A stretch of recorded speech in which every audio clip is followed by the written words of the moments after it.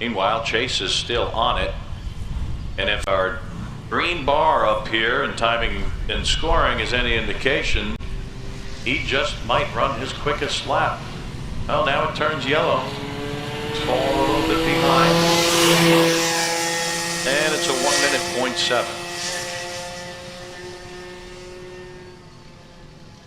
Chase's fastest lap was 59.4. By far the quickest lap of this practice session. And Grace Geist goes by once again. She runs her fastest lap today, 105.3.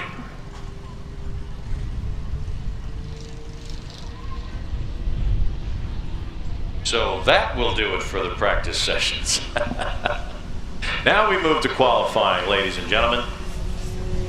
First to go out and qualify would be the 206 senior light class, and the kid kart novice class should be making their way out to the grid right now because you're on deck.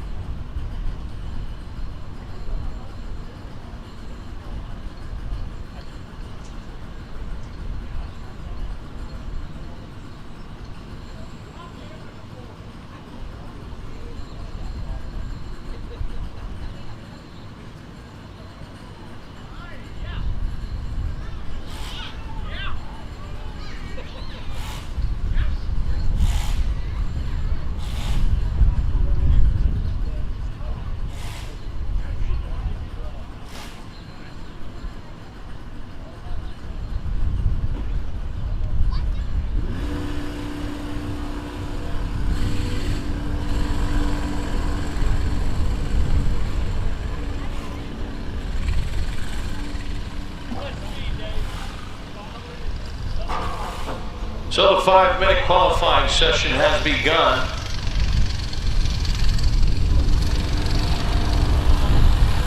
According to the list I have, these are the 206 senior light class.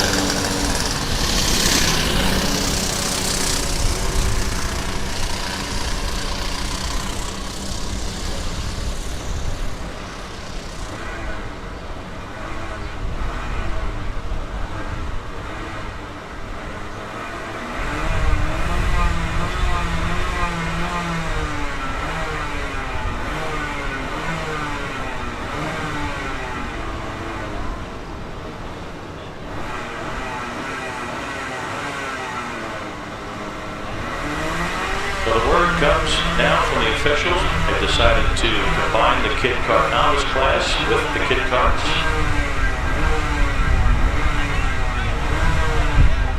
And there's only 2 drivers on the racetrack right now, pretty close together, taking it nice and easy.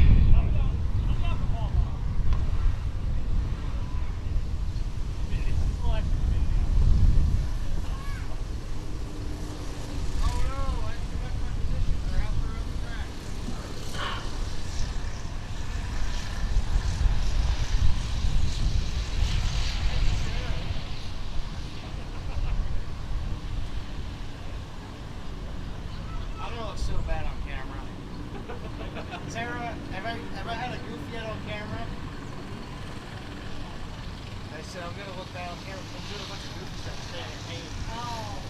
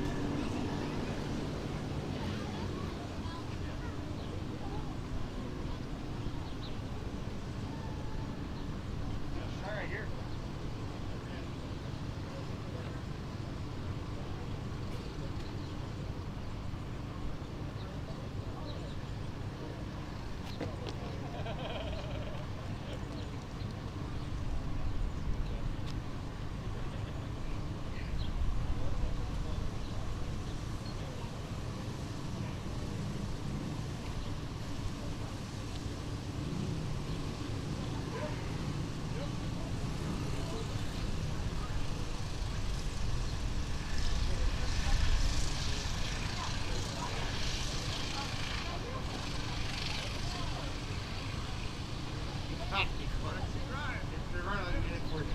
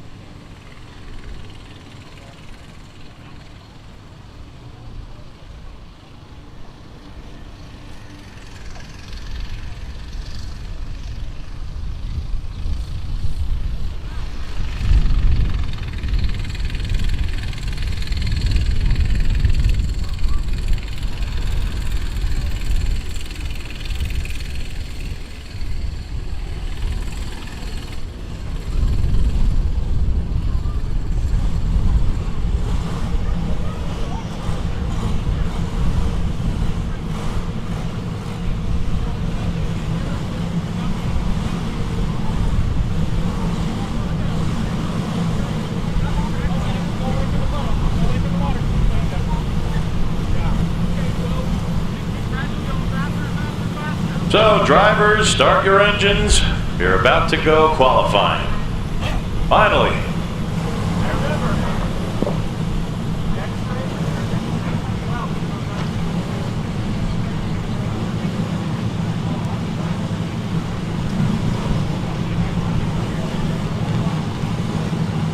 This will be the 206 Senior Light Class coming out now.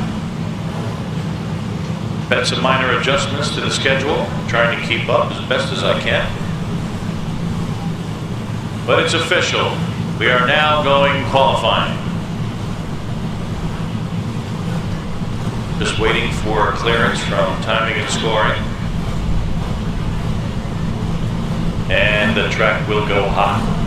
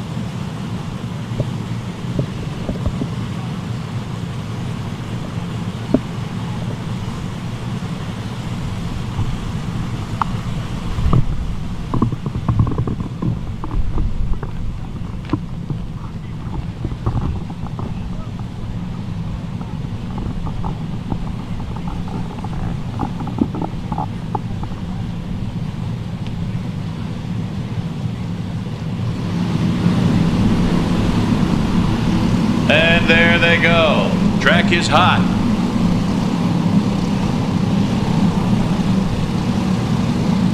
Oh, already we've got a car sideways. A little overzealous out there.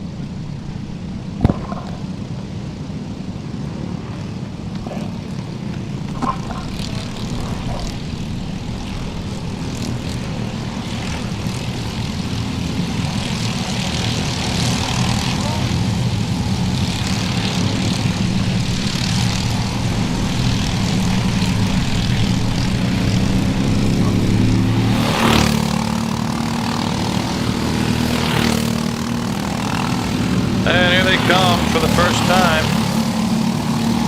Ethan Williams comes by. Charlie Keevan comes past the start-finish line. AJ Lund.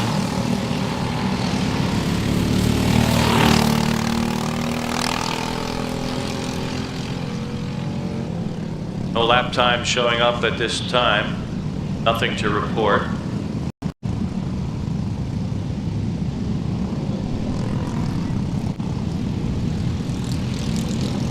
Showing Levi Wilbur the 5.6 second run.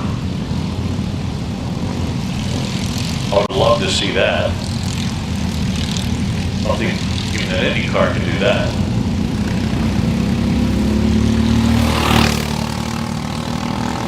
Now we've got a time. That's still a little quick.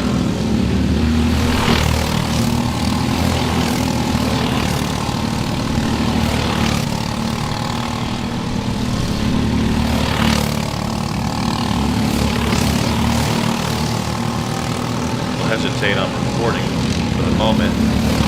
Levi Wilbur 53.3, that seems legitimate. We have one accurate time on the board. Things are cycling back around now. Resetting.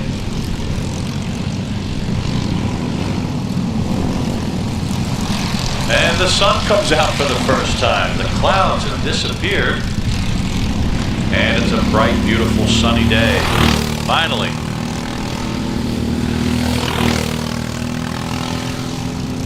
Now we're getting some lap times in.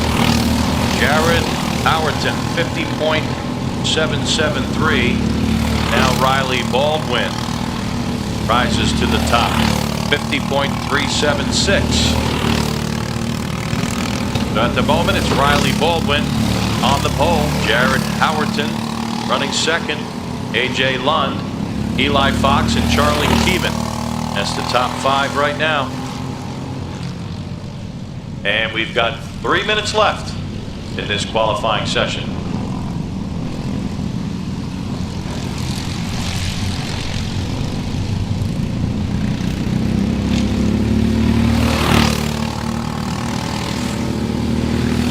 There goes Eli Fox now, 49.9. 49.9. Jared Howerton moves down to second. Riley Baldwin is still third. There's AJ Lund and Ethan Williams.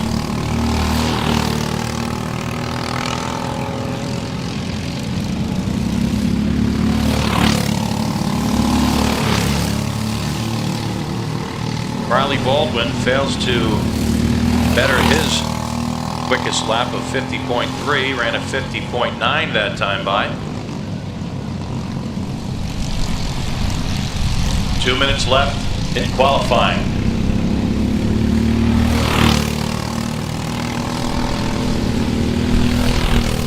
And they get the 2-minute signal from Brennan down at the start finish. 55 of Riley Baldwin sticks his head down trying to get that aerodynamic sound. And he runs up to second place. 49.071. AJ Lund on the top. Now, Levi Wilbur, 48.888.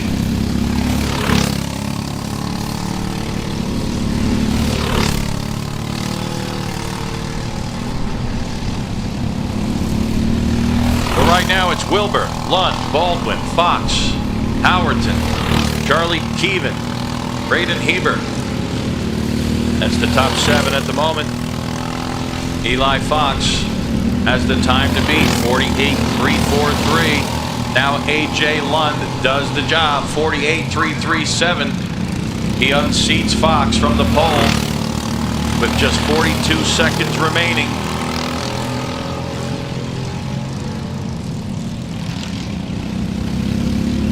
So it's AJ Lund on top.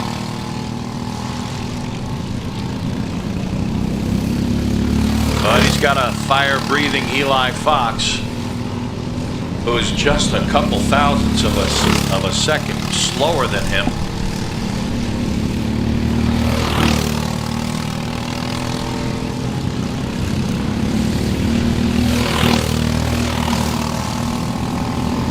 Jared Howerton, 5th place. AJ Lund comes across. AJ Lund, 47.694. And he takes the pole. Here comes Levi Wilbur, 47.690. 6 thousandths of a second faster than Lund. And Levi sits on the pole. Who's left as the checkered flag falls?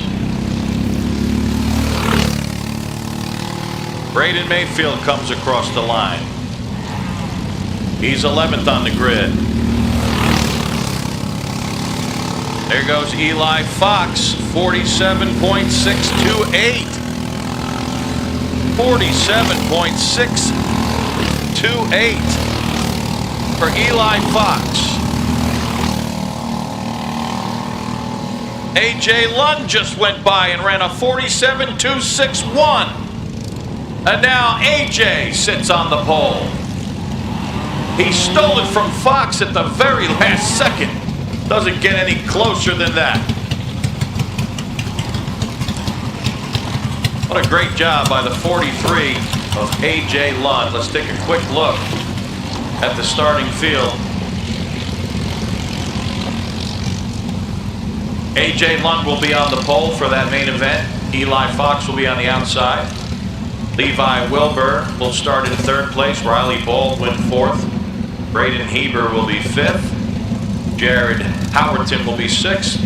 Then it'll be Charlie Keevan, Gavin Degrenhart, Ethan Williams, and Gavin Baird. That's the top 10. What a fun qualifying session that was. So now we'll move on to the Kid Kart Novice, Kid Kart class. And that means the 206 mediums are on deck. So the 206 medium people should be heading out to the grid right now.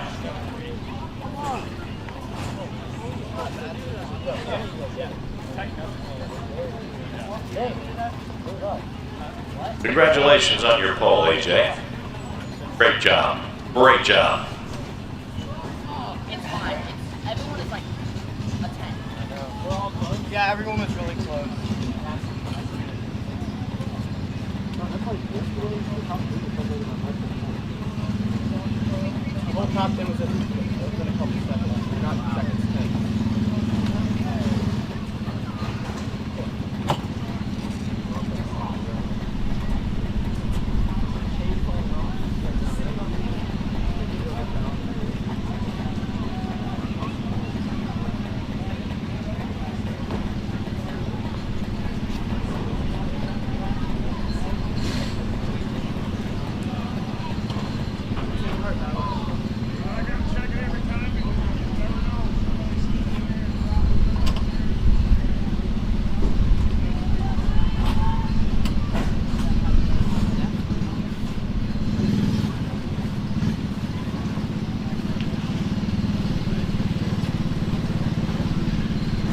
Attention in the pits, or the garage area, or wherever you may be. Chase call.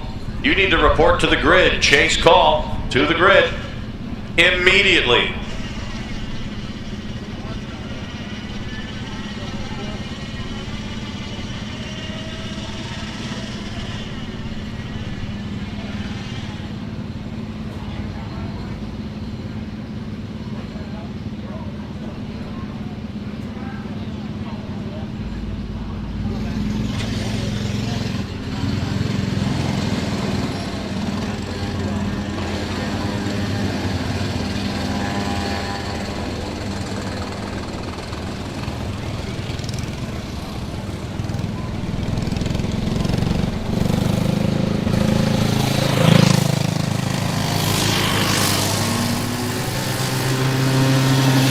So now qualifying begins for the kit kart novice and the kit kart class. They're out there in the racetrack. Oh, and we've got a spin already. One of the cars goes around, a blue car out there. Still learning who's who. Cut me a little slack.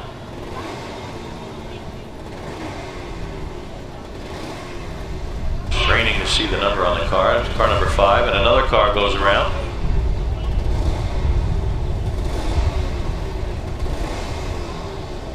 And car 4 slows down. That's Sophia Wilfong.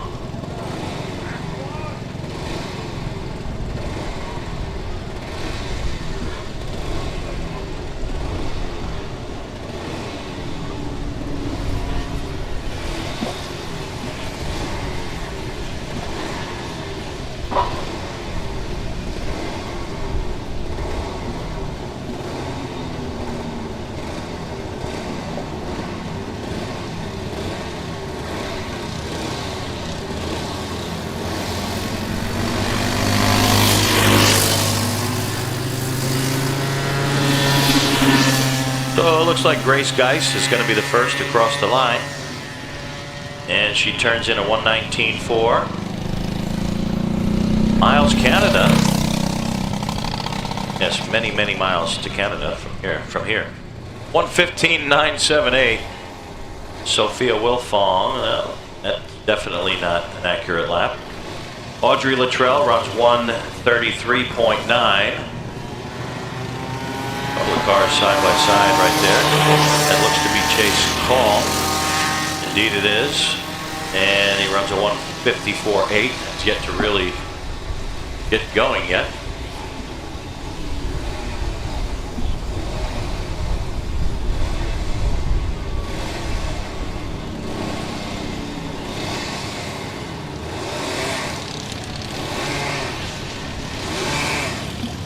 Gotta love when there's a glitch with one of the transponders, because looking at a 7.4 second lap for Miles Canada, obviously that's not accurate, but then you try to picture what a lap like that might look like.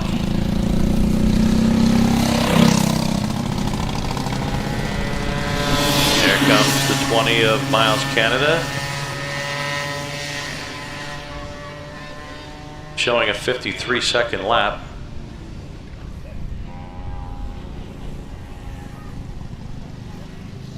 Again, that's not accurate.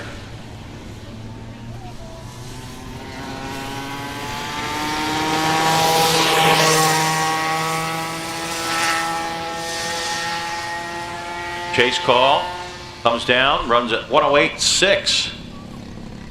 And now he loops it.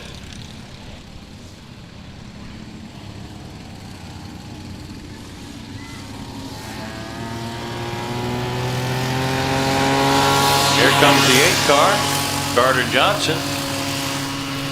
Grace Geist comes around, 1:03.6. Audrey Luttrell, 59.9 is what I'm looking at. And that will be the fastest lap of the session. Miles Canada runs a 1:10.8.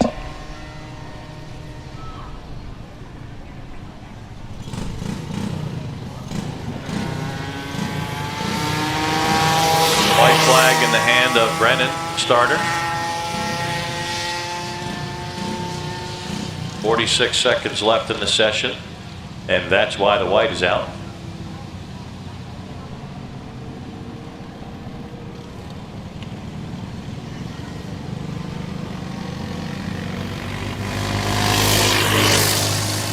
There goes Grace Geist again. This time, 101.8 for Grace. Audrey Luttrell, still the quickest, 59.246.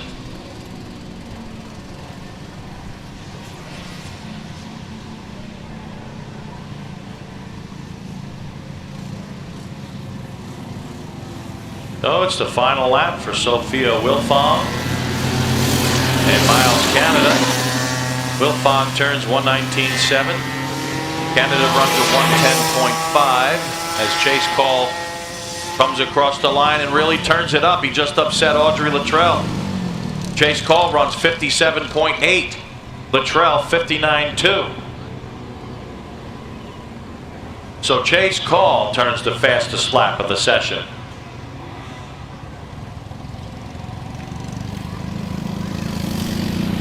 There's the checkered flag for Grace Geist, 102.4. And look at Audrey Luttrell. Audrey Luttrell just came right back and upset Chase Call. Audrey ran a 57.7 to Chase's 57.8. And there you go. I've got one thing to say. Girl power. Girl power! It's in the air.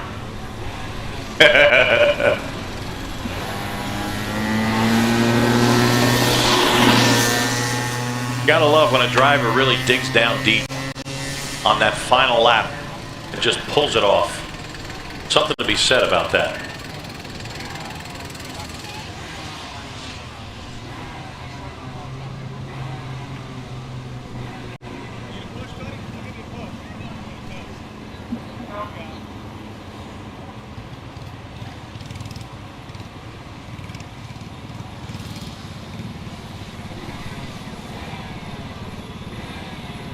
And there she is, Audrey Luttrell, your pole sitter. Very impressive run, very impressive.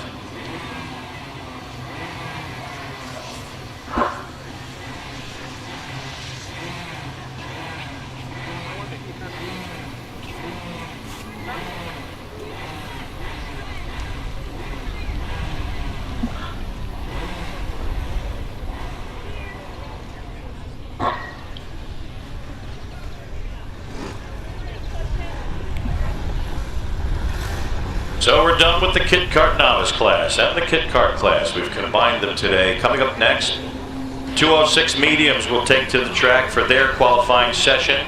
And that means the micros, the mini class, will be on the racetrack after them. So they should be reporting to the grid at this moment. Micro minis, head out to the grid. You're next. I'm going to the water, go around it. Big water there. Good job. John, feel good?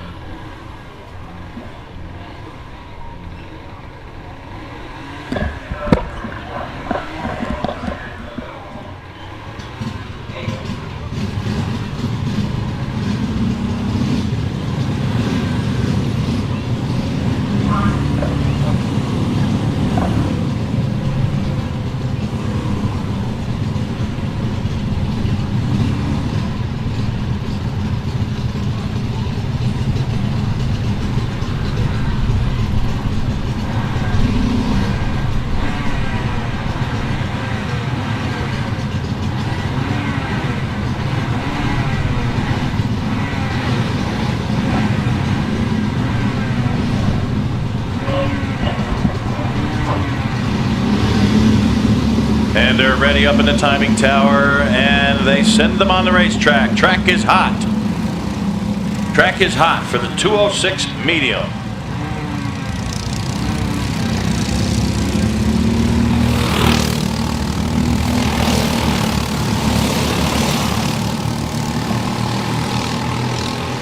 Dylan Howerton kind of took his time getting out there.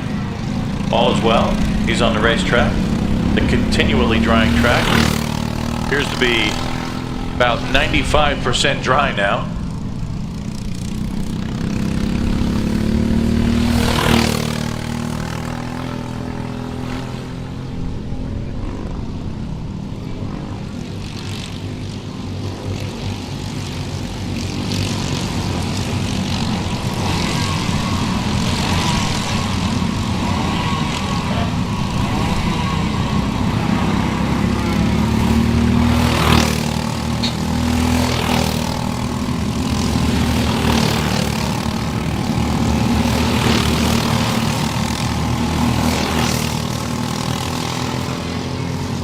So we have some early lap times coming in. Eli Fox is on top, 46.811. Charlie Keevan, second, 47 flat.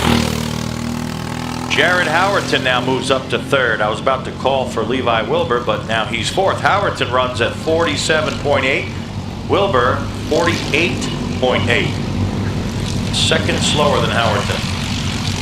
Evan McCorkadale returns, 49.351. And here comes the field again. Eli Fox still on top, 46.2. McCorkadale now moves up to second place, 46.5. Levi Wilbur drops to third, 46.533. 5 thousandths of a second slower than McCorkadale.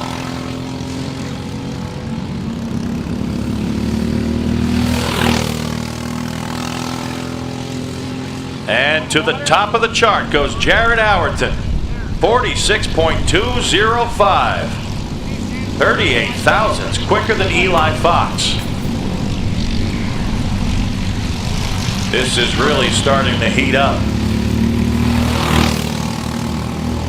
There goes Eli Fox once again. And Charlie Keevan now to the top of the chart.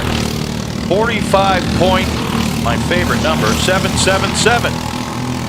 Eli Fox now second, 45.9. Levi Wilbur, 46. Now it's Howerton. Dylan Howerton unseats Wilbur. Howerton sits in third with a 45.979.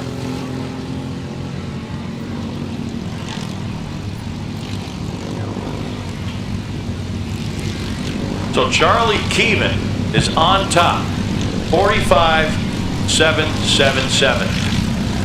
What does Howerton have for Keevan? What does Eli Fox have for Keevan?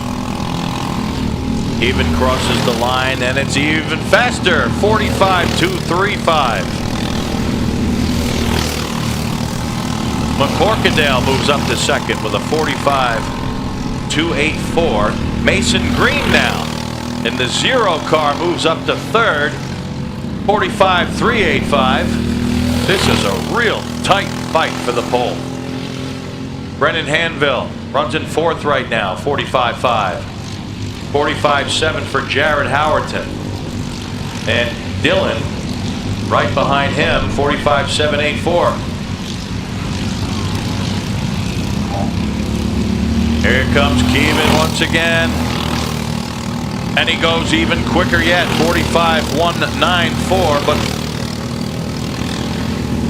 yeah, Keevan's still on top.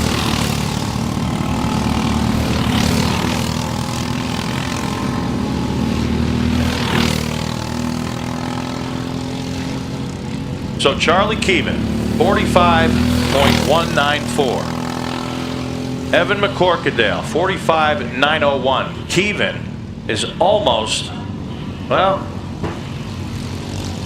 almost a full second quicker.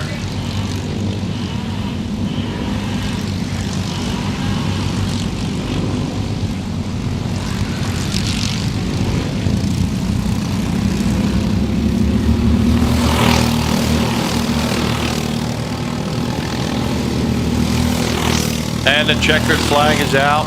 Charlie Keevan runs 45.194. It appears as though he's going to hold on to the pole. Kind of came out of nowhere early in the session. Evan McCorkadale, 45.284. And there's Jared Howerton. Howerton comes through, doesn't get the pole, but slides into second place with a 45.217.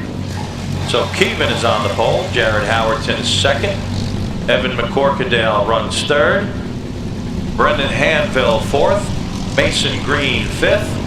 Then it's Brady Saffenfield, Dylan Howerton, Eli Fox, Levi Wilbur, and Logan Stevens, rounding out the top 10.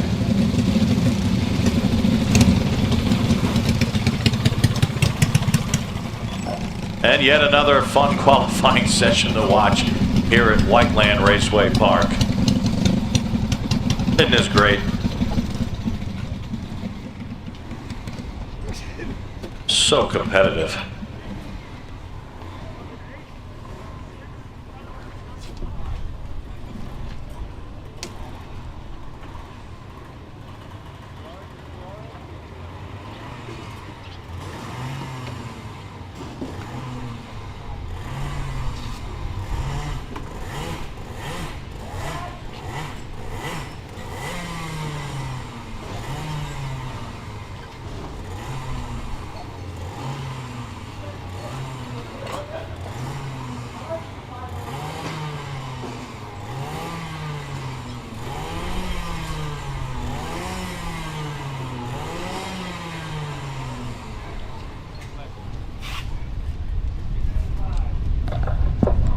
So coming out right now, the micro mini class. They'll be going out to qualify. It appears as though we have 5 drivers that will take to the track. 3 micros, 2 minis. So up next, the KA senior class. Head on out to the grid now, if you're not there already. And then of course, after that will be the 206 Masters.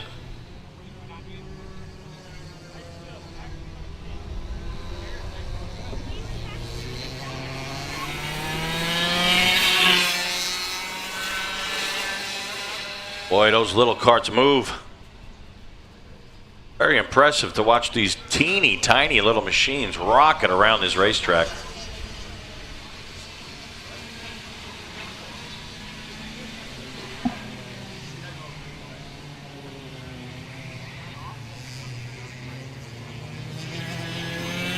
So the first to hit the line, the 98 of Owen Gascioni.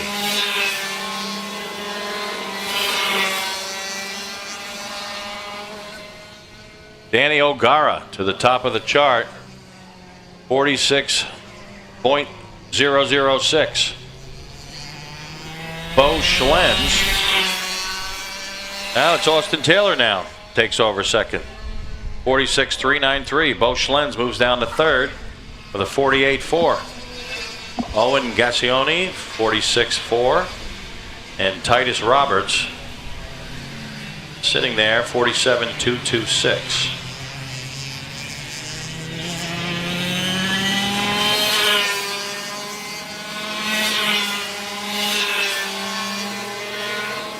Danny O'Gara ups the ante a little bit for the micros. 44.606. Bo Schlens turns in his quickest lap. 47.499.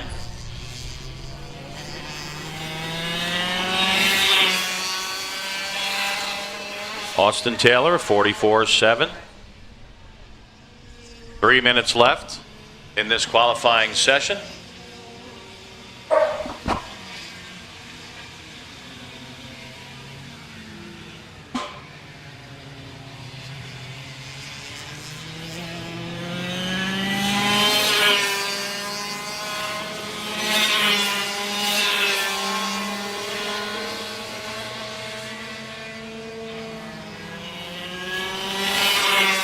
Danny O'Gara to the top of the chart, 44.493.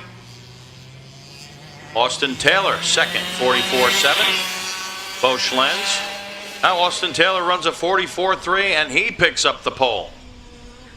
So the pole position changing hands once again.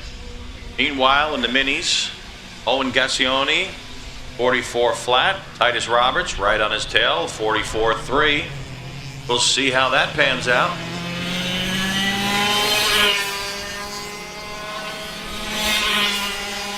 Gascioni with a 43.7.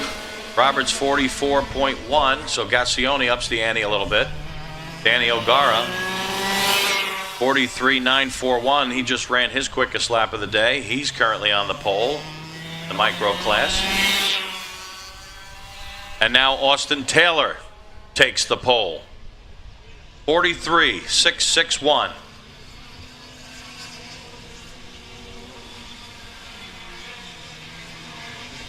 Taylor running about almost 0.3 of a second quicker than O'Gara. But it's not over yet. Just a little over a minute left in this qualifying session. There goes the 67 of O'Gara, 43.714. And he improves just a little bit, but not enough to take down Taylor. Car 67. That looks familiar. Who used to have that number? Oh, yeah. Wasn't it Saracen?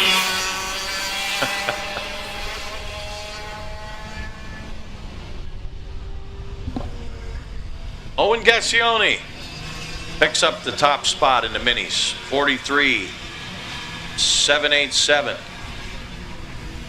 Titus Roberts runs his fastest lap at a 43.9, but not quick enough for the pole.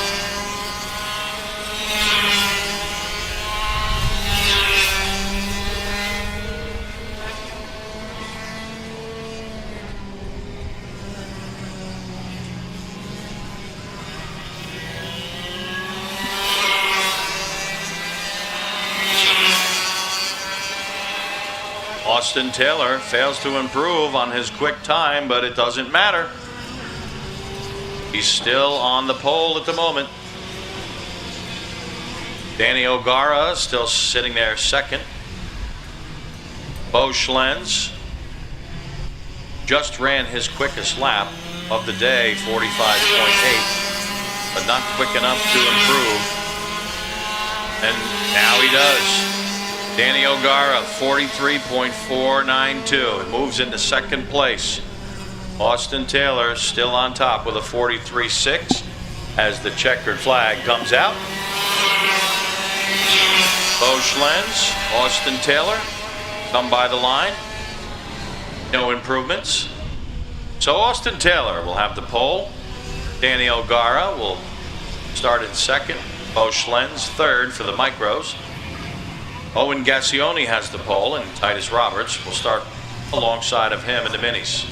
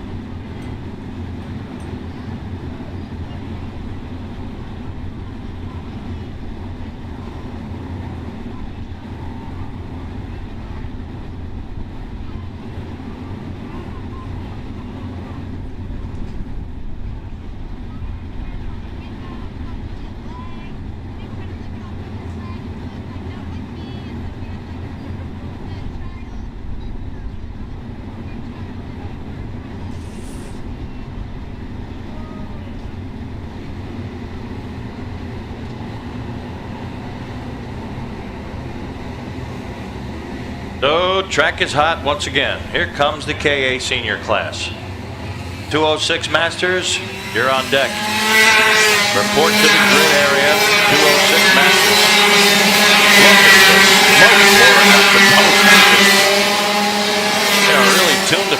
action out there, huh?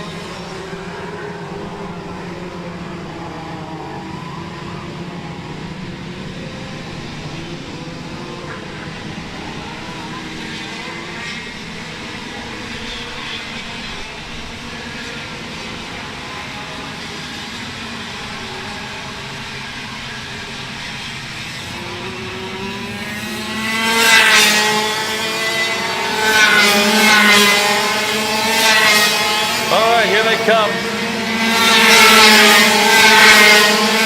Let's let them all pass before we make an accurate call. So it's Eli Fox who's the quickest right now, 41 flat. Carson Sauter, 41.3. Matt Dean, 41.4. Grant Palmer ran a 42 second lap, 42 flat. Daniel Percy, 42 flat as well. Just a blink of an eye slower than Palmer. Gentry Salmon, 42.1. Nick Lundgren, 42.392. Matt Dean now runs a 40.7. Eli Fox comes across with a 40.5.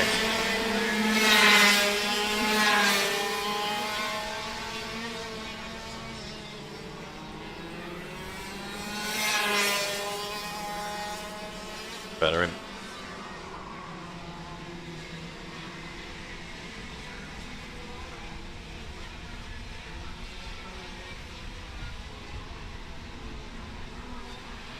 So Eli Fox sits on top right now, 40.546. Matt Dean now moves up to second, 40.604.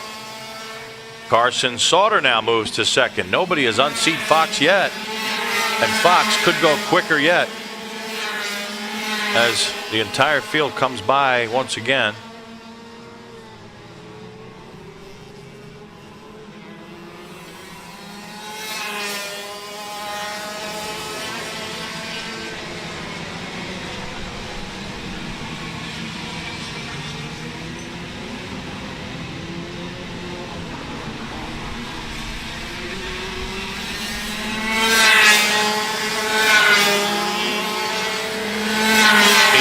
Fox now cuts that lap time all the way down to 40.1, looking to get into the 39-second range if he can. Carson Sauter, 40.275. Matt Dean, 40.4. Well, let's take this time to go way down the chart, down to 11th, and look at the triple nickel. Nick Lundgren. He turned in a 41.515. Good job, Nickel.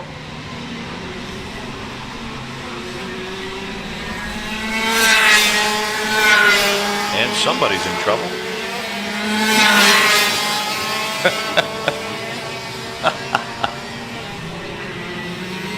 "37 seconds left in this qualifying session.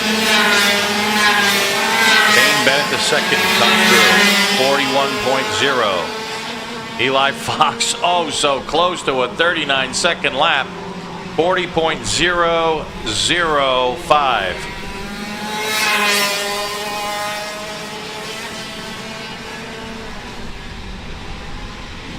Brennan has the checkered flag in hand.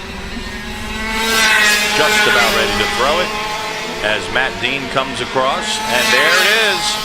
Eli Fox breaks into the 39-second.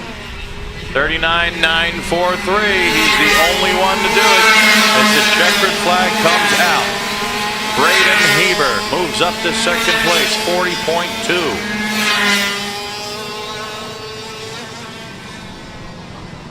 And the triple nickel drops down to 12th. You're welcome, Rocky.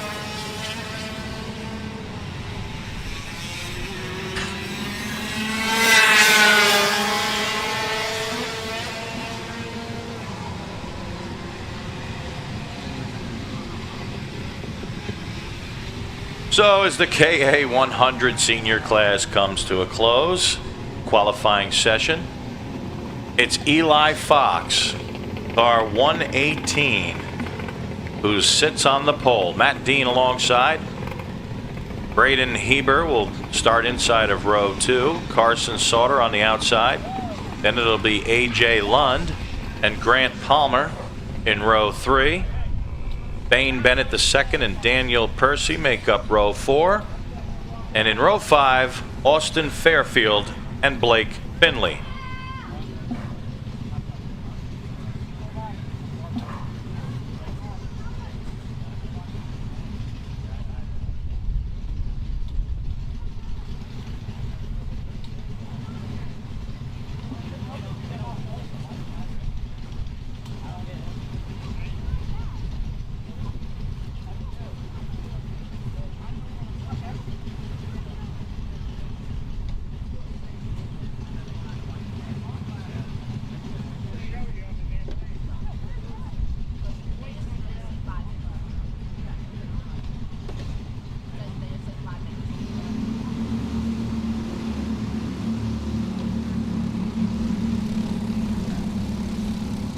So now coming onto the grid, the 206 Masters. And then after that, we'll have the KA Juniors, if I'm looking at this correctly. The KA Junior class should be moving out to the grid right now. KA Juniors to the grid.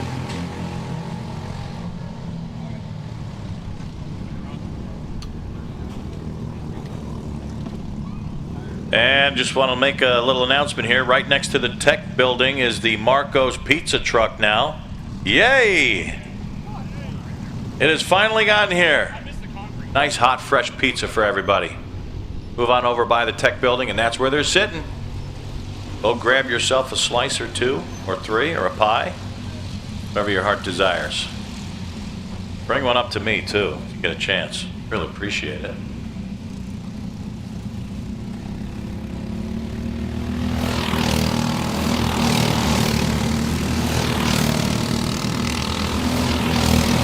So now we start getting some lap times in for the 206 Master Class.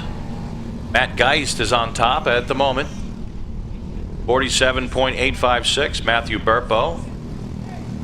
Just behind, 48.4. Adam Dietz, 48.9. Derek Hastings turned in a 50.9. And Michael Schaefer, 51.1. Troy Toney, 52.2, and Austin Fairfield appears as though not on the racetrack. Where are you, Austin?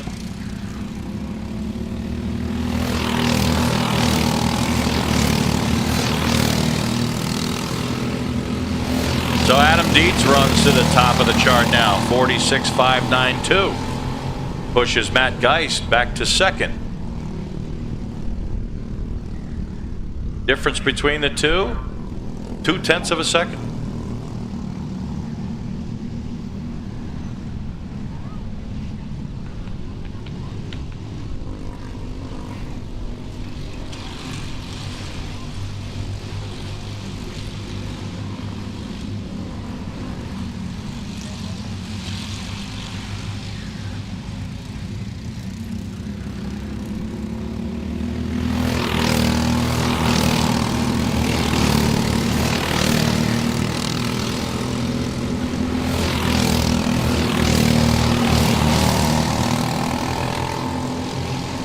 Matt Geist on the top now, 45.789.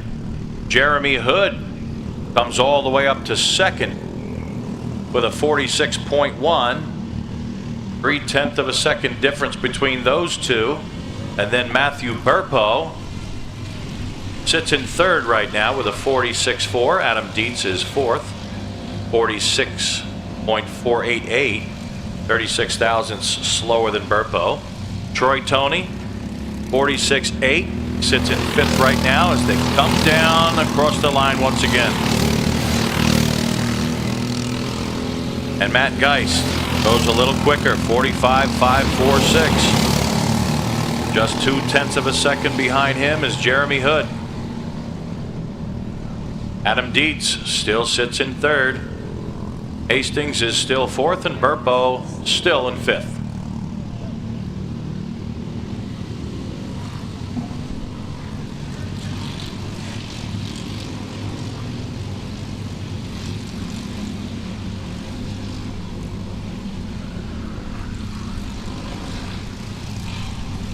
One minute left. Just 1 minute. All right, 55 seconds now. Car 46 heads for the pits. That's Matthew Burpo. That'll do it for his run today, for his qualifying. He's in 5th right now. Not anymore. Troy Tony turns a 46.2. Matt Geist still on the top, 45.3. But Jeremy Hood has really picked up the pace. He's only 42 thousandths slower than Geist. Jeremy Hood ran a 45.372. Looks like the battle for the pole might be between those two. Adam Dietz about 0.3 of a second behind them. And here they come. Geist runs a 45.155, and that should secure the pole position for Geist. Jeremy Hood, 45.473 that time by, does not improve. And that'll do it. Matt Geist will sit on the pole. Jeremy Hood qualifies 2nd. Adam Dietz will be 3rd. Troy Tony 4th. And then it's Derek Hastings, Matthew Burpo, Michael Schaefer, Taron Swanson, and Austin Fairfield will start dead last if he decides to start. He did not take a time. And we move on.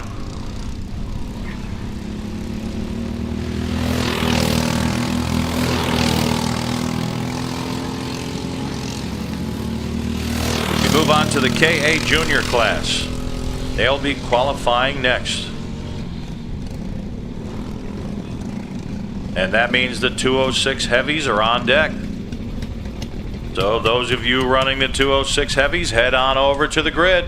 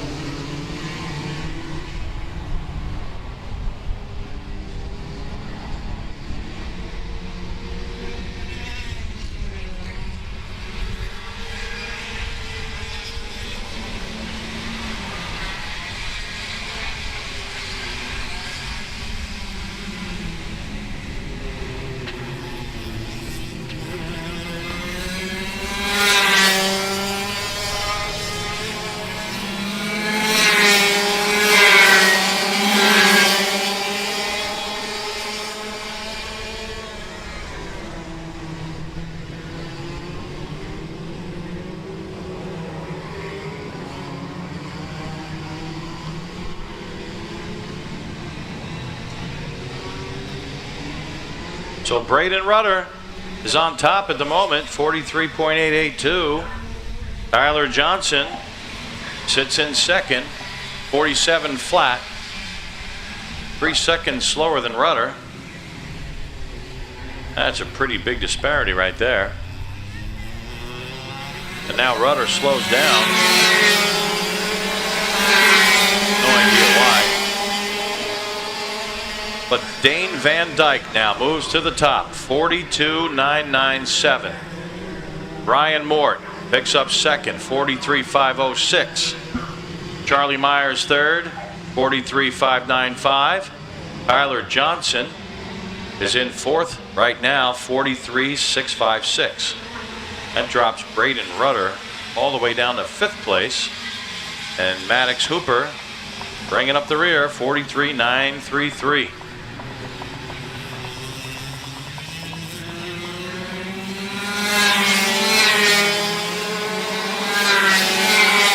But Braden Rudder comes right back, runs a 41.6, and now he's on top. He's got the pole. Dane Van Dyke, 41.9. That's second place. And it's Charlie Myers and Maddox Hooper.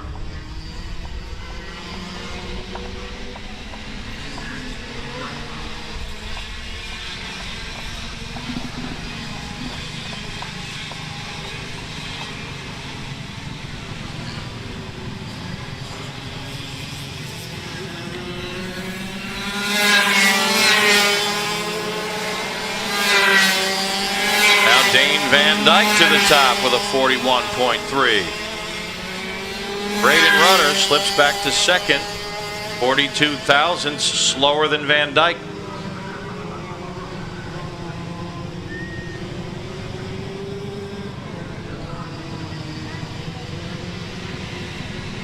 Minute and a half left in this qualifying session.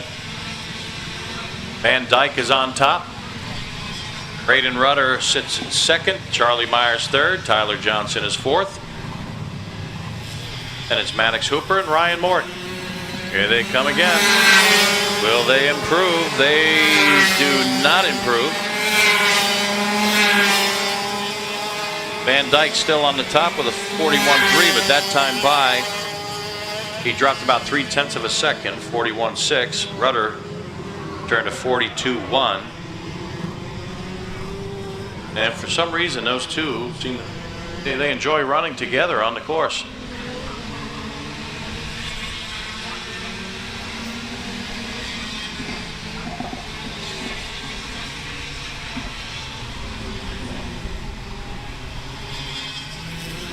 Here they come again. And Braden Rudder picks up the pole. 41.218. Van Dyke 39 thousandths slower, 41.257. Ryan Mort third at the moment, 41.523. Tyler Johnson 41.537. Good battle between third and fourth right now. Time has run out on this qualifying session, so they'll get the checkered flag this time. Look at the battle between Braden Rudder and Dane Van Dyke. It's like they're fighting for the win. And Van Dyke turns the fastest lap, 40.879, and he steals the pole. Where have we seen that before today? Steals the pole from Braden Rudder on the last lap. Van Dyke ran 40.879, Rudder 40.936. And it's Charlie Myers with a 41.2 and Ryan Mort 41.6.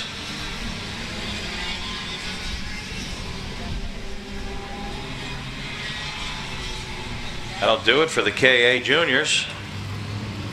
206 Heavies are up next. And after that, the 206 Junior Sportsmen. So those 206 Juniors should be heading to the grid right now.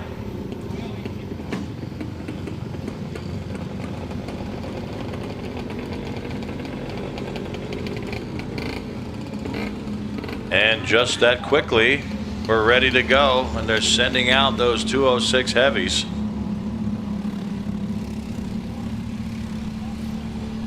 Looks like 4 cars going to take, nope, now 5.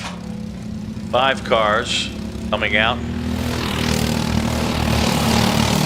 Matt Geist, Adam Dietz, Brennan Hanville, Logan Stevens, waiting for Brennan Loring and Derek Hastings.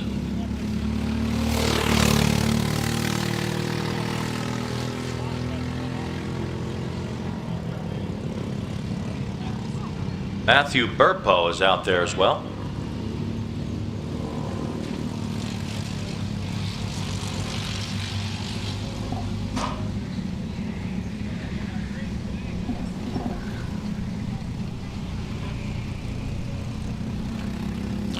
Yes.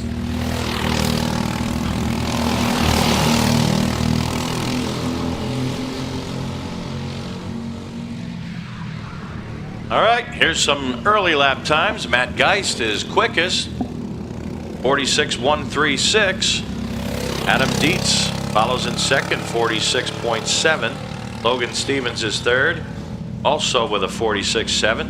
And a 46.9 for Brennan Hanville. Matthew Burpo comes across the line, 53.9.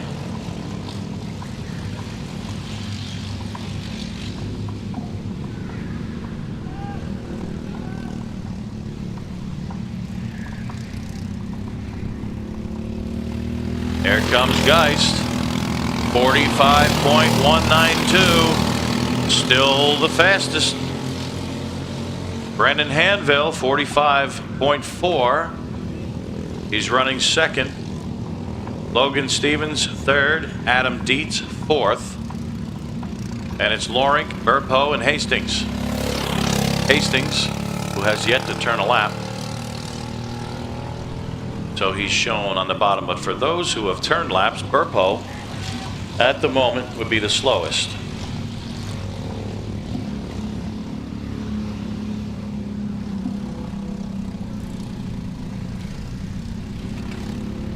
And here comes Geist again, 45.1 last time by, this time 45.2. But Logan Stevens picks up the pace, 45.132. And he upsets Geist by 61 thousandths of a second. So Stevens to the top.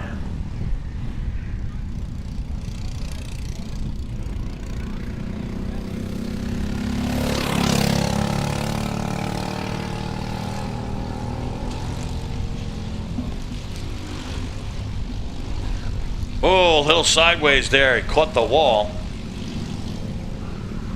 Just grazed the wall coming out of the banked section of the race course. That was Logan Stevens. And now Brennan Hanville, 45.008. He's the quickest. Logan Stevens drops to second. This is anybody's pole at the moment. Look, seems like any one of these guys has the speed to do it. They just keep getting quicker and quicker every lap. There goes Brendan Loring. Turns his quickest lap, 48.831. He's in 6th place right now on the chart. There goes Matt Geist, Hanville and Stevens, and they're going to stay lockstep. Although Stevens now looks to the inside and comes around Hanville. Maybe he felt Hanville was holding him up a little bit, but I don't think Hanville's going to go anywhere. They're so evenly matched out there right now. Hanville on the top at the moment, 45.008. And when you get that close, you start wondering, can they break that barrier and get into the 44-second range? As the 81 of Brennan Loring comes past the line again, 48 flat. Look at the fighting going on between those two. Hanville and Stevens. Matt Geist picks it up a little bit. Geist moves up to second now, 45 flat. As we run out of time, and the checkered flag will come out this time by.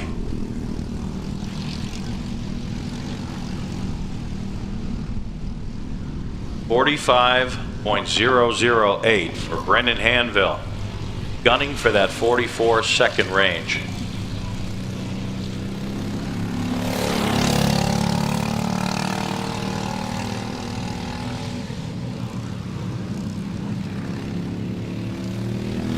There comes Matt Geist, unable to improve. Hanville, Logan Stevens, Jeremy Hood, Adam Dietz, they all come past the line and none of them improved.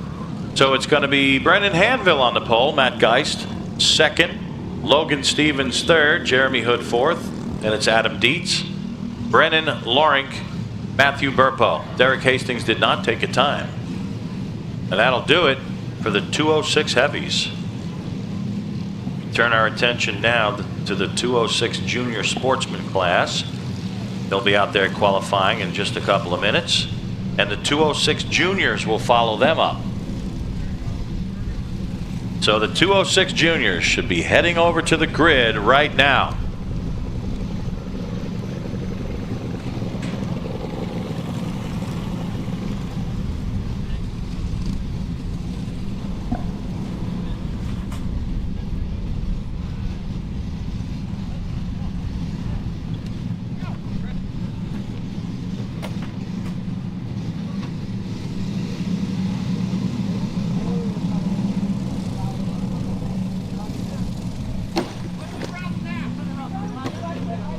Oh, there they come. Track is hot.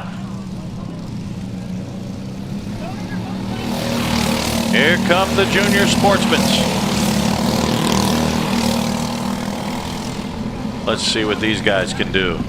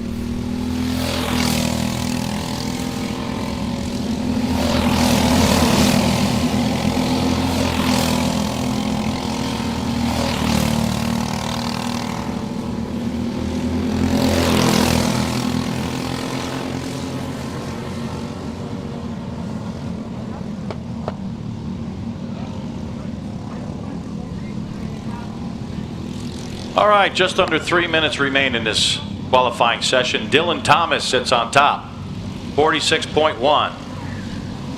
Titus Roberts is second, 46.3. Austin Taylor is third, 46.777. Love when I see that. That's the Lord's number.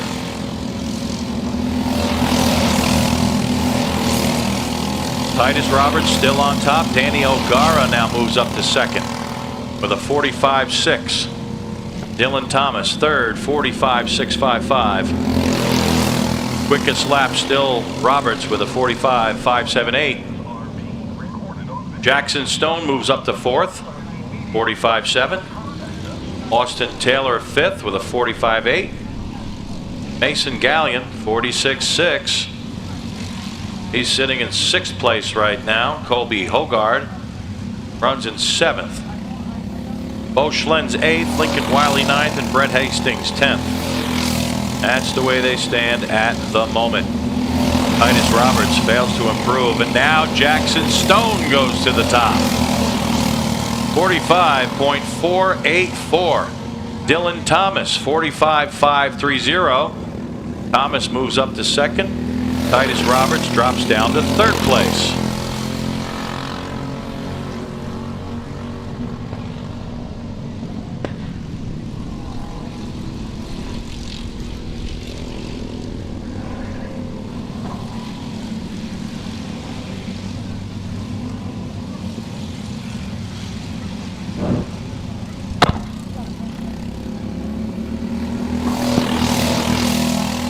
There goes Schlentz, still sitting in ninth. Roberts fails to improve. Still sitting in third. Jackson Stone also runs just a tick slower. Stone's still sitting on the pole at the moment. Last time by, Lincoln Wiley, Bo Schlentz, Brett Hastings, they all turned their fastest lap. Now Wiley goes a little bit slower. And Brett Hastings turns his quickest lap. That time by, 48.4. Still sitting in 10th place on the grid. Wait to see if Bo Schlentz can improve upon his 47.4 second lap. But it's still Jackson Stone on the top right now. There goes Roberts. Jackson Stone on top, but now Austin Taylor takes over the top spot. And no, Danny O'Gara now takes over the top.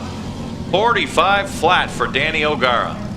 Austin Taylor runs 45.1. Jackson Stone 45.2. So the top three are separated by just over 0.2 of a second as the checkered flag comes out. Last chance to get in that quick lap. Who's going to sit on the pole? Who will it be?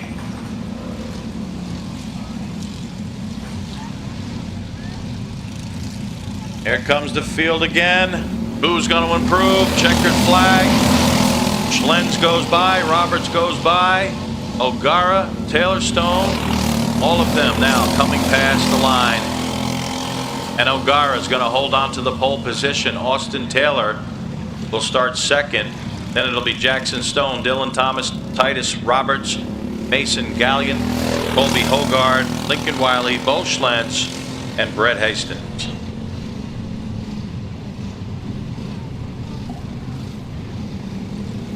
As we move on to the 206 junior class. Only one class remains for qualifying. That'll be the 206 Supermasters and the Masters Heavy. Those guys and gals should be heading over to the grid right now.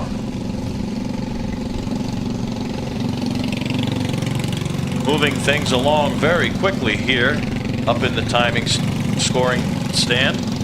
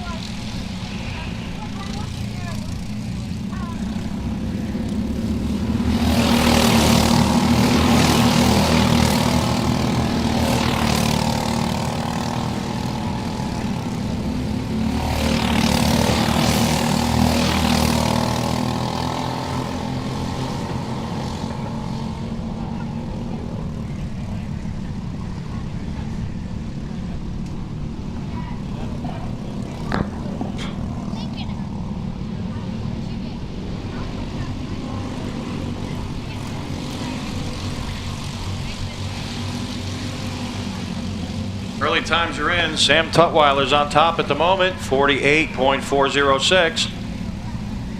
Dane Van Dyke is in second, 49 flat. Braden Rudder also ran a 49 flat. Now Van Dyke goes to the top with a 46.1. And they all run their quickest lap. Braden Rudder, 46.2. Sam Tutwiler, third place, 46.6. Leyland Anderson, 46.6. Lane Gibbs, 46.7. Seth McCone, 47.7. Braden Cathell, or Cathell, take your pick, 53.5. Carter Dodd sits in 8th place right now with a 56.4. And Gage Justiniano, 57.227.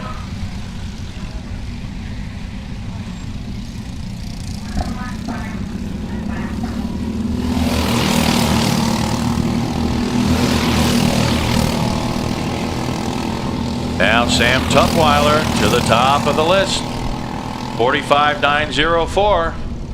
Braden Rudder, 46.1. Van Dyke drops down to third place with a 46.2. His fast lap is 46.1. Leyland Anderson down there in fourth, 46.6. So the pole belongs to Sam Tutwiler at the moment. Somebody's dragging a bumper out there. Rear bumper. Most likely get a black flag for that. Let's hope that bumper stays attached, at least until he gets the black. Keep an eye on him. Meanwhile, Tutwiler's still on top, 45.7. Dane Van Dyke, 46.1. About a half second slower than Tutwiler, so Tutwiler might have this one well under control.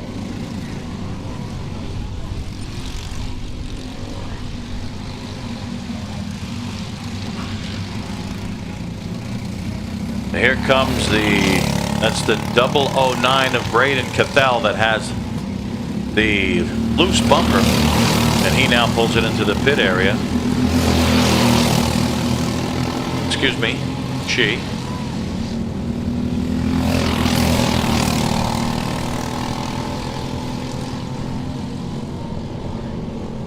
So now Sam Tutwiler goes quicker yet, 45.234. Right on his heels though is Braden Rudder, 45.304. And every single car in the top 8 just ran their fastest lap. Leyland Anderson, 45.6, sits in third right now. Dane Van Dyke had the top spot earlier. He's moved down to fourth. And Sam Tutwiler does not improve, but he's still on the pole at the moment. None of the top 5 improved that time by. Checkered flag comes out. This will be the final chance for Braden Rudder. Seems to be closest to Tutwiler right now to upset Sammy and pick up the pole.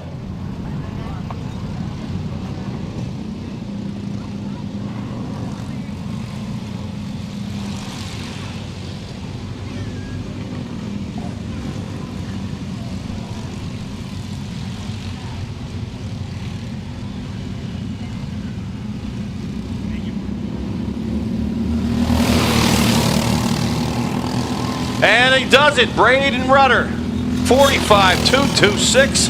He upsets Sam Tutwiler at the last second. Braden Rudder sits on the pole, and the difference between Rudder and Tutwiler, 7 thousandths of a second. Dane Van Dyke will bring it home in third. Leyland Anderson fourth. Then it'll be Lane Gibbs, Gage Justiniano, Seth McCone, Braden Cathell, and Carter Dodd. That'll do it for the 206 juniors. Coming up now, we've got the final qualifying session of the day. That's the 206 Super Masters and the Masters Heavy. They'll be combined out there on the racetrack. Again, this will be the final qualifying session of the day. And then we will move on to a 30-minute break. And then begin the finals.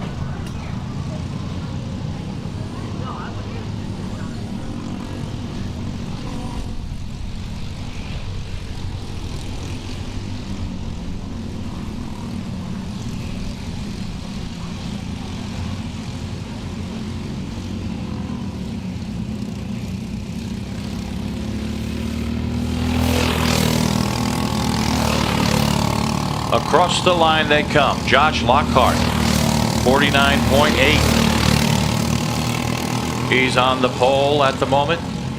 Dale Knaus, 50.3. Half second behind Lockhart. He sits in second. Michael Schaefer third. Mike Bokert is fourth. Danny Cutshaw fifth.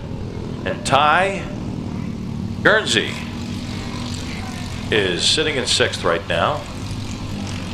But it's Lockhart with a 49.8.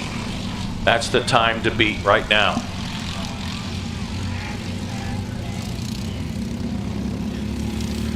And here he comes. 47.5. He breaks his own mark there. And now Michael Schaefer to the top. 46.9. Lockhart moves down to second, half second behind Schaefer. Ty Guernsey now moves up to fourth place, 47.972. Danny Cutshaw still sitting in fifth with a 51.8. And Mike Bokert still in sixth place, does not improve on his previous best lap. So now, the time to beat, 46.979. Josh Lockhart, just over half second slower than Schaefer. As here they come again, Lockhart now. Dale Knaus to the top. Michael Schaefer back to the top. 46.009. Dale Knaus now in second place. Almost 9/10 of a second slower than Schaefer. Ty Guernsey is in third right now. Josh Lockhart is in fourth. Every single car out there just turned their fastest lap. Mike Bokert picks up the pace a little bit, 49.5.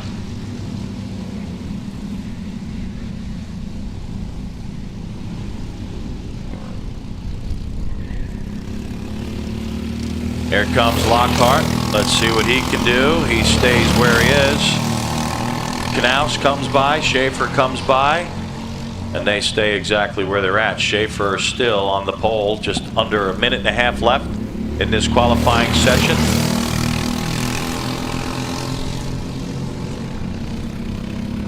Marco's Pizza still out there? Okay. Marco's Pizza still out there, by the way, for those of you who have yet to grab a slice and a Coke or Pepsi, whatever product they use. Go grab it while they're here. Don't miss the opportunity.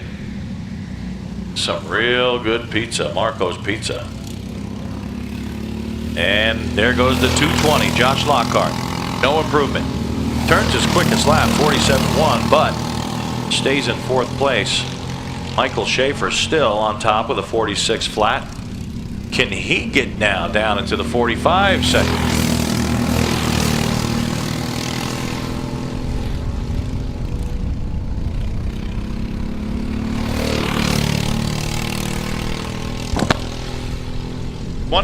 Twenty seconds left in this qualifying session. Checkered flag in hand at the starting stand. There it is. Hello, Brennan.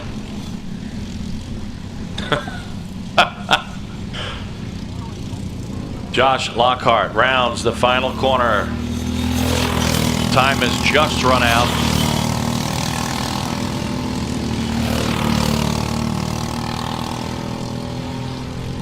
Now we get the call to go checkered. Michael Schaefer on top, 46.0. Last time by, 46.251. Ty Guernsey now moves up to second. 46.595. That'll knock Dale Knaus down to third. Josh Lockhart to fourth. Cutshaw is still fifth, and Mike Bokert still runs in sixth spot right now.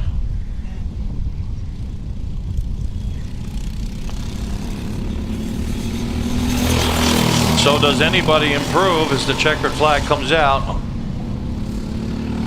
Nope. They all stay where they're at. So Michael Schaefer is going to pick up the pole for the main event. Ty Guernsey will start second. Dale Knaus third. Josh Lockhart fourth. Danny Cutshaw will start in fifth place. And Mike Bokert will start in sixth. Reminder now, we're going to take a break. About a half an hour from now, we're going to begin the finals, and we'll start with the 206 Supermasters Masters Heavy. We'll begin with them. We'll be back in just about a half an hour from now.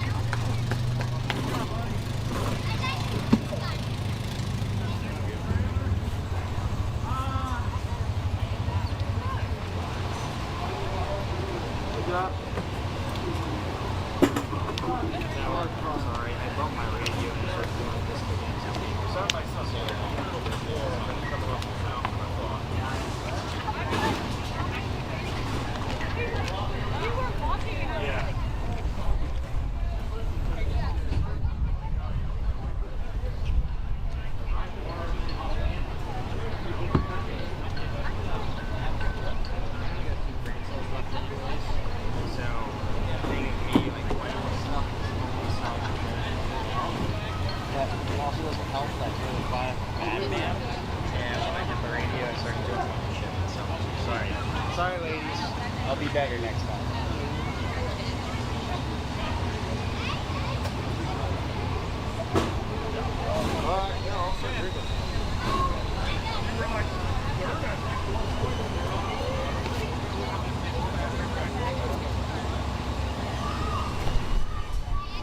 I don't know, do you want to sit in the shade and just talk to people all day, Wade? I'm pretty good at that.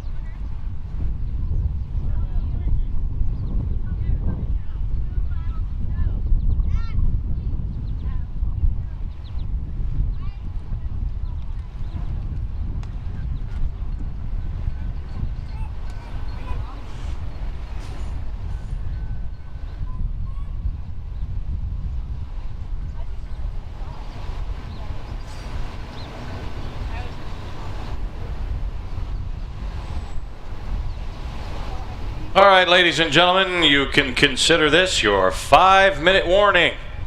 5 minutes, and we're back to action.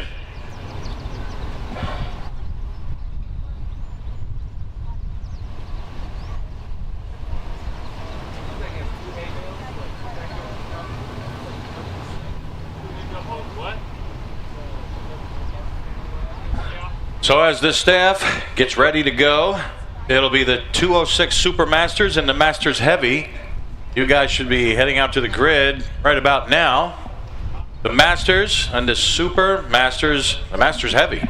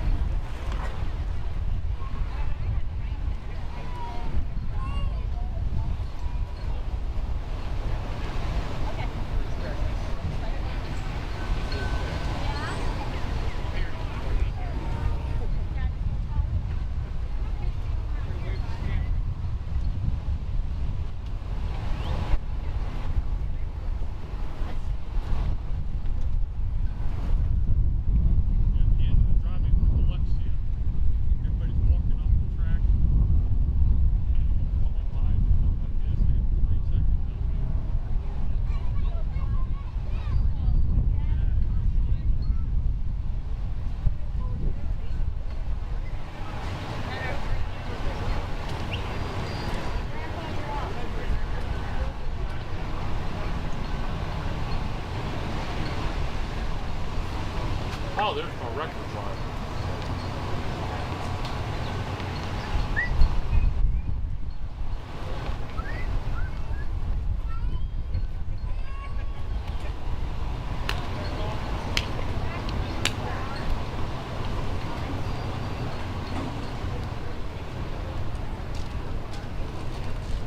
Attention in the pits, attention in the garage, attention everywhere on the premises.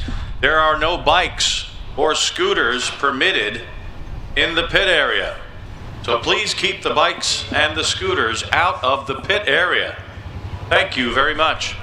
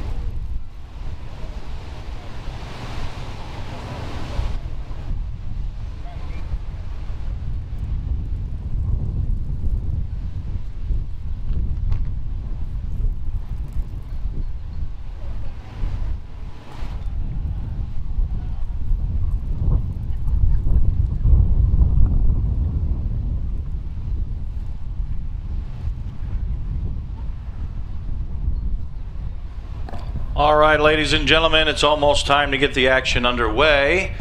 But before we do that, let's take a moment and listen to our national anthem.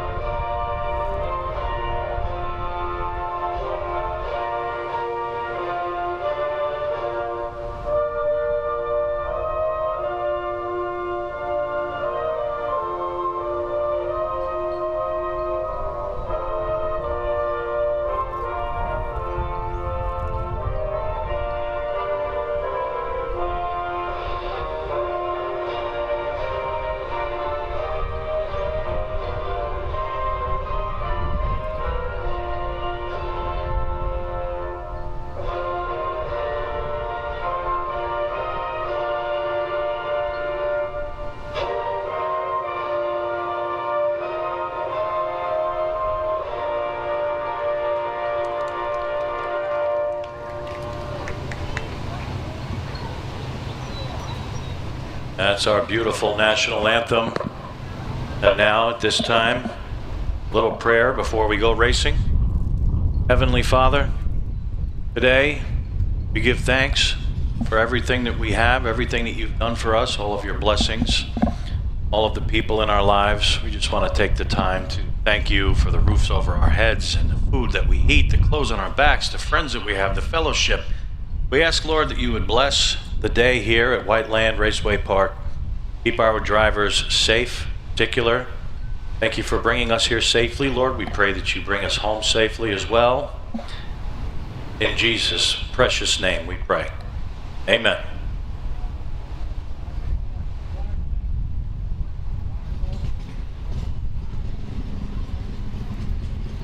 And now it's time for the Super Masters and the Masters Heavy, the final event. They'll be heading on to the track. The air is now filled with the sound of the racing engine. I can hear them from all the way up here in the booth.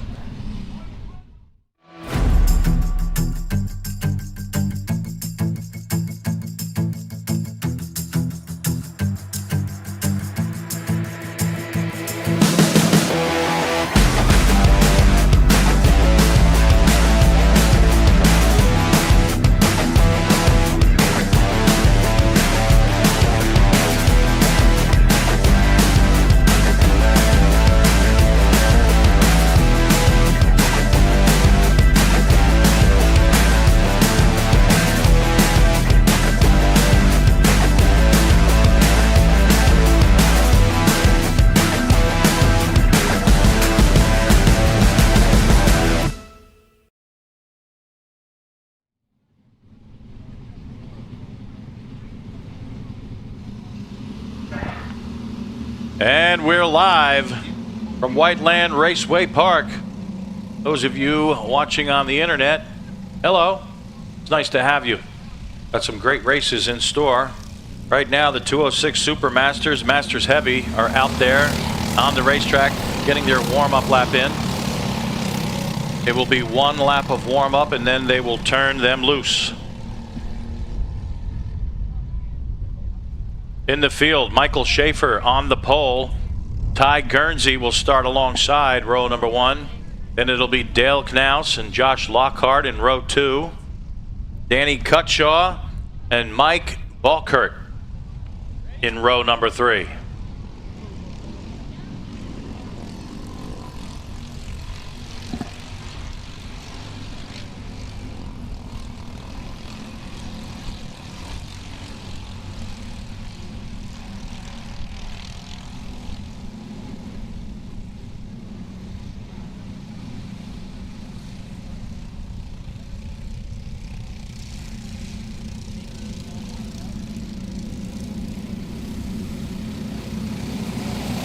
Here they come. Waiting for the green.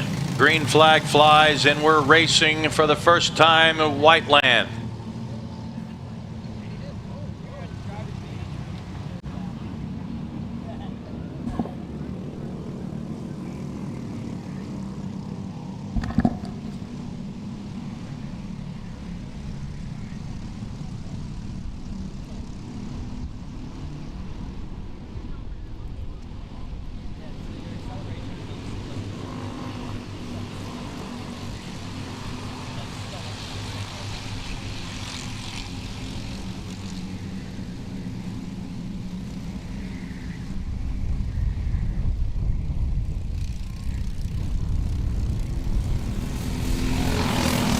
So it's car 89, who's trailing Michael Schaefer in car 19 at the moment. Michael Schaefer's got the lead.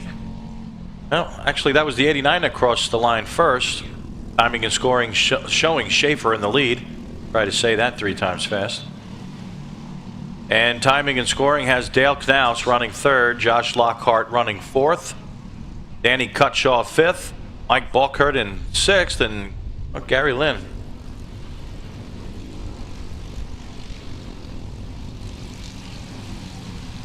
We'll clarify when they come by this time.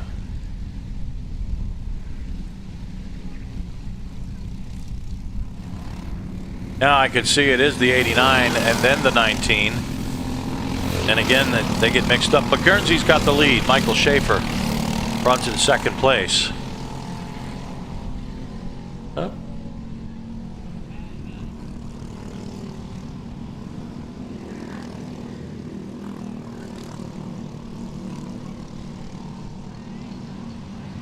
Now we're getting word that it's actually Burpo in the lead. We'll hold off for the moment while we clarify this.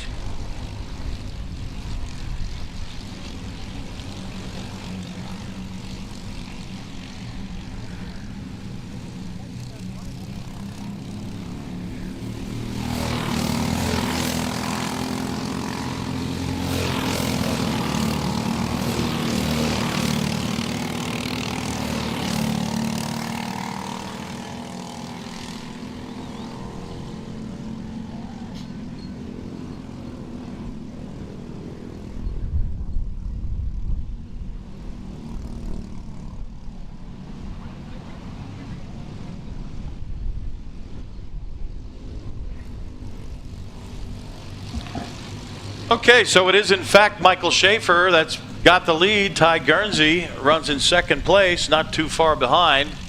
Distance last time back about 0.8 of a second. We'll see if Guernsey can close that gap.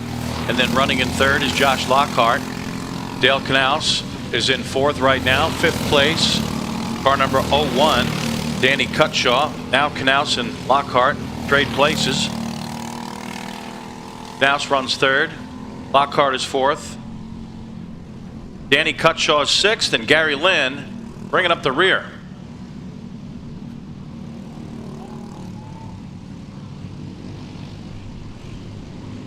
And it appears as though our leader, Michael Schaefer, is pulling away from Ty Guernsey. Look through the field. Closest fight on the racetrack right now, well, there's 2 of them. You've got a battle for 3rd place between Knaus and Lockhart. Battle for 6th between Balkert and Cutshaw. And look at those 2 fights. There they are right there. The 66 to 220. They come by to start finish. Running right together.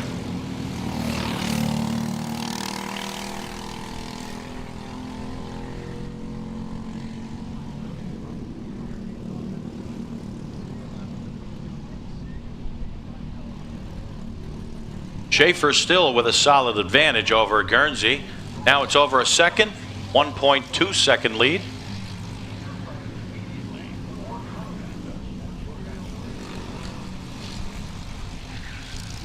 Danny Cutshaw begins to close in on Josh Lockhart. Not quite close enough to make a move going into the hairpin.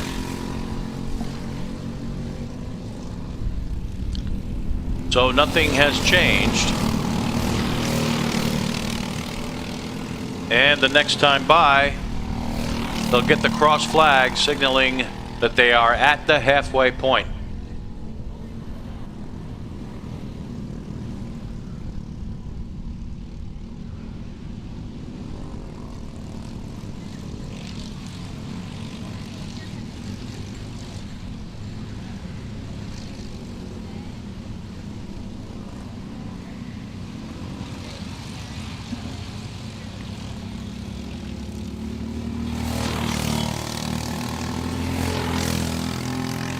So we're at the halfway point of the race. 6 laps to go. Schaefer still with a lead. Still pulling away. 2.2 second lead now. There goes Lockhart and Knaus. Mike Balkert and Danny Cutshaw running right together. Gary Lynn, he's got that big X on the back of his helmet. That just looks really cool to me.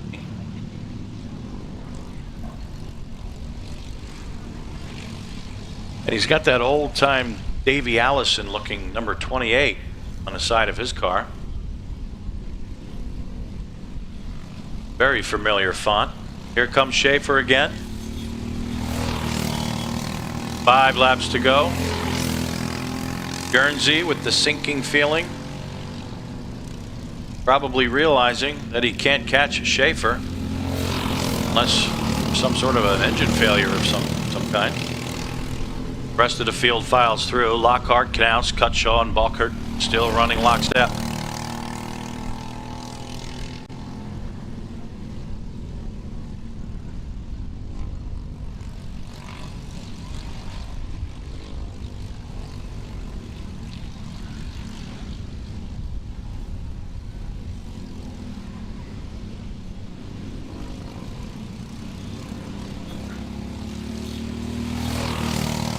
Michael Schaefer comes across the line again. 4 to go. There goes Guernsey. Now 4.2 seconds back. Dale Knaus closing in on Lockhart, however.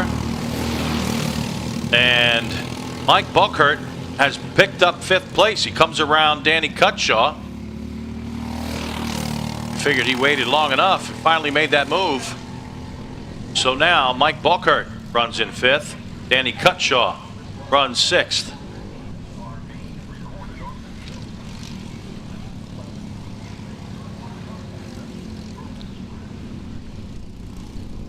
Oh, we're keeping an eye on Mike Balkert because he starts to close in on 3rd and 4th place.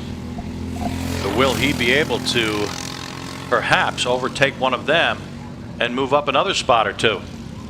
And he's getting closer. 3 laps to go. 3 to go.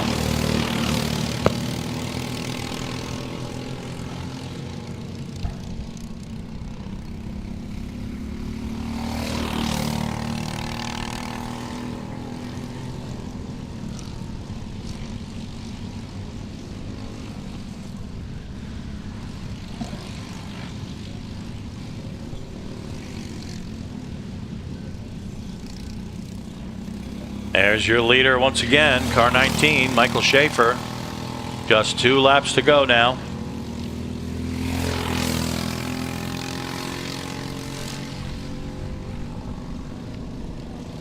Danny Cutshaw failed to make up any distance on Josh Lockhart and Dale Knaus. Knaus trying so hard to get closer to Lockhart.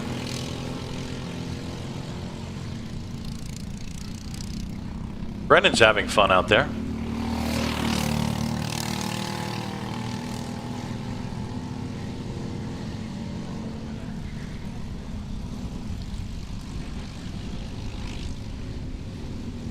Or if you can twirl a baton like that. White flag is in the air. 1 lap to go for Michael Schaefer, who's got a solid lead over Ty Guernsey. The fight really is for 3rd place now. Danny Cutshaw has cut into that gap just a little bit, but I don't think he's going to have enough time to catch Dale Knaus.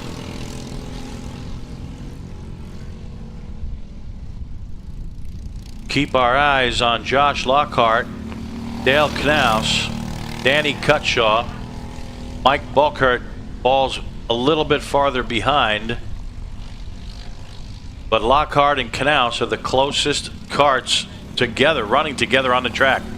Checkered flag for our winner, Michael Schaefer. Here comes Ty Guernsey. He'll finish in second place. Could there be a desperate attempt made over here? Oh, and it looks like he might have them. They were side by side. What an attempt by Dale Knaus, but he just couldn't get the job done.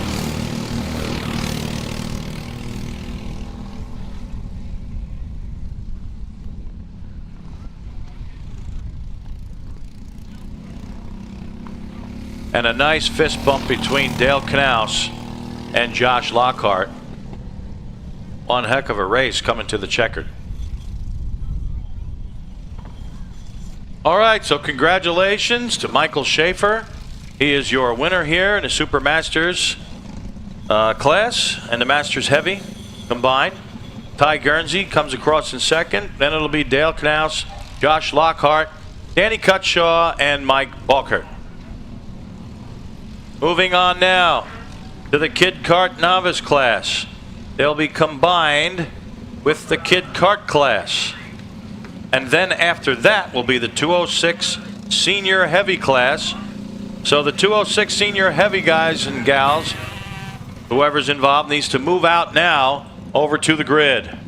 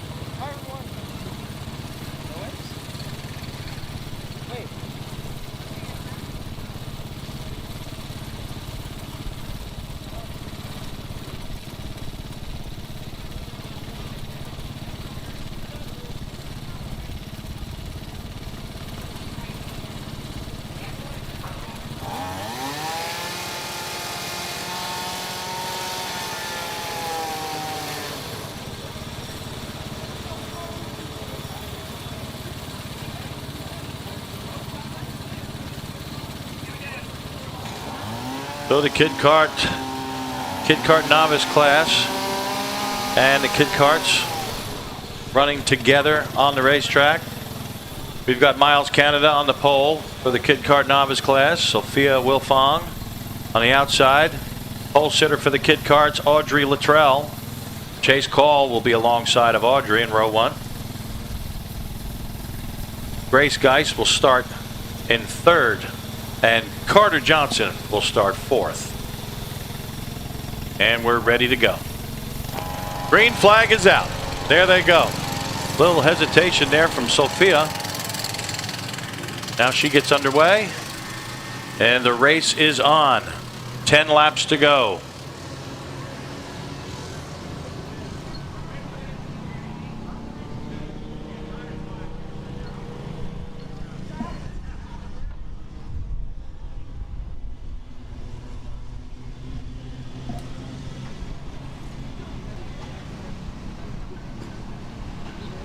Audrey Luttrell picks up the lead, and it looks like Chase Call giving chase, no pun intended. Sure, that's not the first time he's heard that when he's in a go-kart.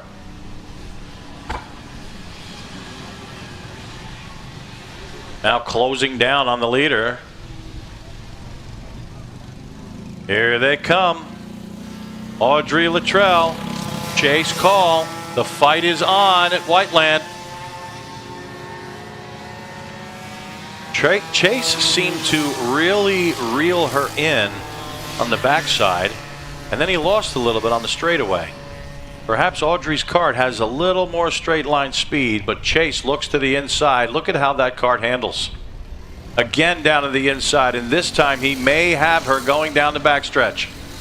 And he does. Nope, he doesn't. Audrey's able to hold him off. Audrey maintains the lead. Good move. Here comes Chase, looking up top, so close to the wall. Audrey tries to protect that inside line, but no, Chase is able to come around, and Chase Call picks up the lead in the kid karts. Meanwhile, it's Miles Canada leading Sophia Wilfong in the kid kart novice class. Got about a 13.5 second lead over Sophia right now. But remember, Sophia was a little bit late getting off the grid, so maybe she can still make that time up. Carter Johnson runs in third place right now, and Grace Geist running in fourth in the kid kart class as Miles Canada comes across the line once again. 8 laps to go now. Chase Call really pulling away from Audrey Luttrell. Perhaps something has gone wrong with that kart because she was running a little bit quicker earlier. Now Audrey begins to fall back.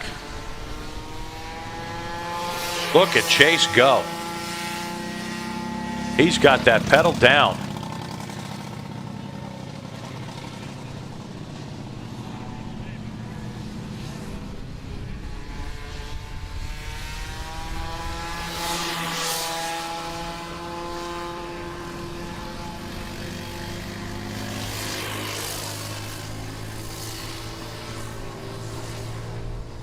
Grace Geist comes across the line. Last time by for Grace, 101.7. Carter Johnson ran his quickest lap of the day, 58.4. Audrey Luttrell also last time ran her quickest lap, 52.0. But it's Chase Call who still has the lead, and he leads by almost 4 seconds now. Audrey's going to have to turn it up. She expects to catch Chase Call. There she comes. Let's see the gap. Oh, the gap has really jumped up now, 6.2 seconds. So Miles Canada is running away with the kid kart novice race, and Chase Call's doing the same in the kid kart race. Carter Johnson still holding down third place. Grace Geist bringing up the rear in fourth.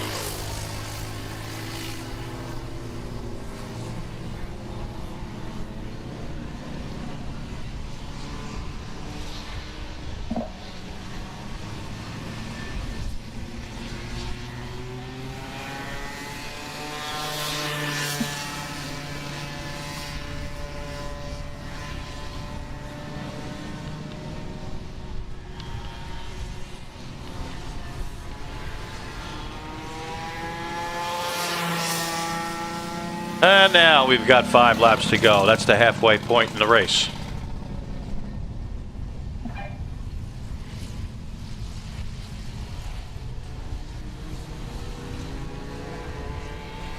You're looking at Chase Call in that beautiful blue and white car number, well, car number 5. On our list up here, it says car 35. Clearly car 5 on the car itself. Just running a nice smooth line out there. And the crowd cheers as Sophia Wilfong goes by. Lots of thumbs up out there. I can see you. Here comes Miles Canada, your leader in the kid kart novice. 4 laps to go now as Chase Call comes past the line once again. 4 to go.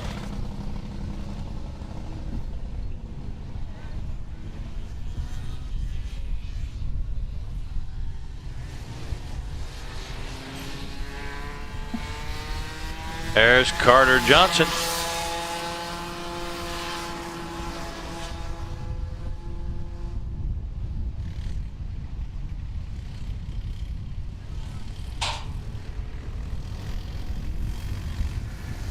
And there's Grace Geist.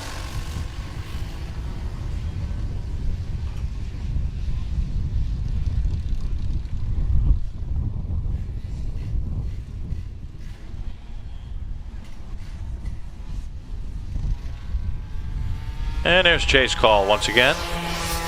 3 laps to go. 16 inside of the 20.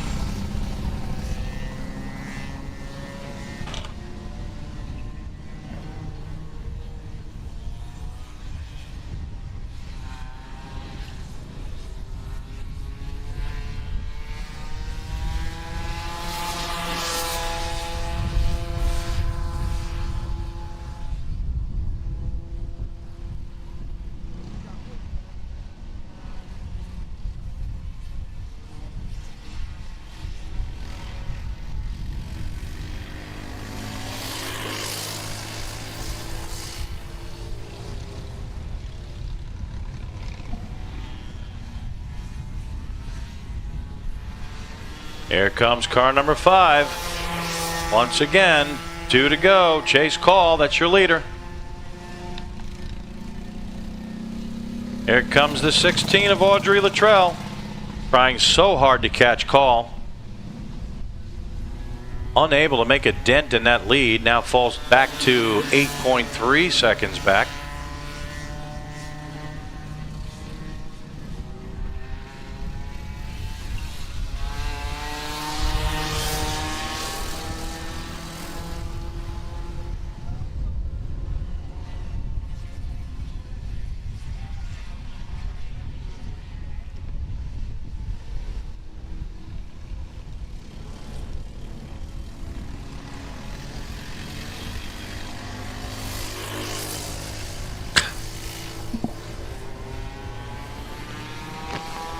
White flag.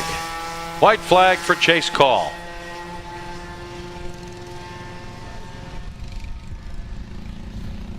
White flag for Audrey.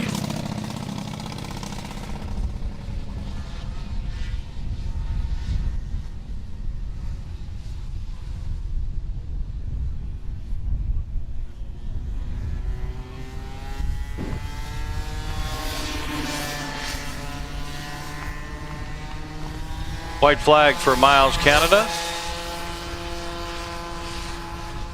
Still the leader in the Kid Kart Novice.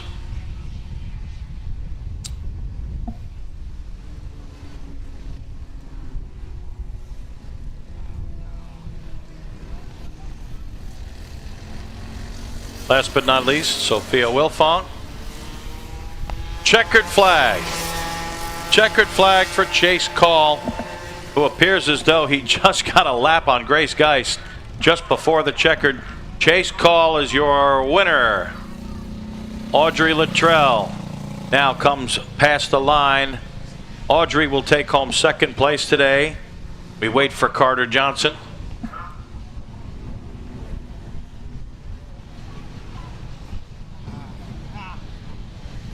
Look at the battle between those two. It's not a battle for position, but Miles Canada and Carter Johnson were going at it.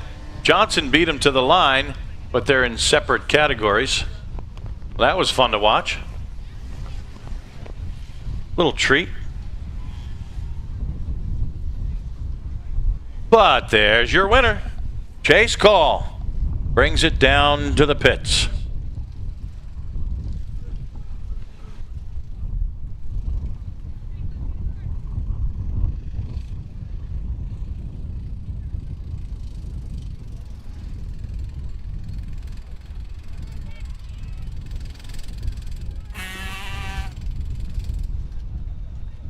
It's a nice little cheer from the crowd. Good job, Chase.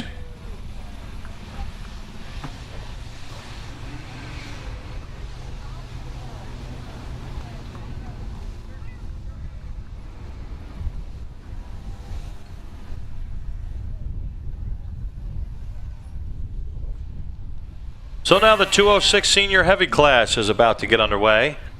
And that means the micro and minis should be making their way to the grid right now. Micros, minis, to the grid.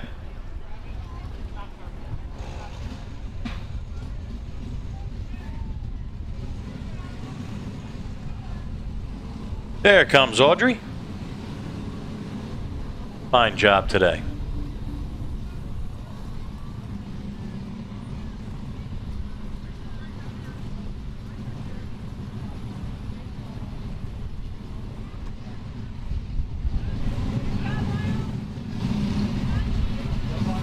Yeah, nice shot of one of the mothers there, taking video of her boy.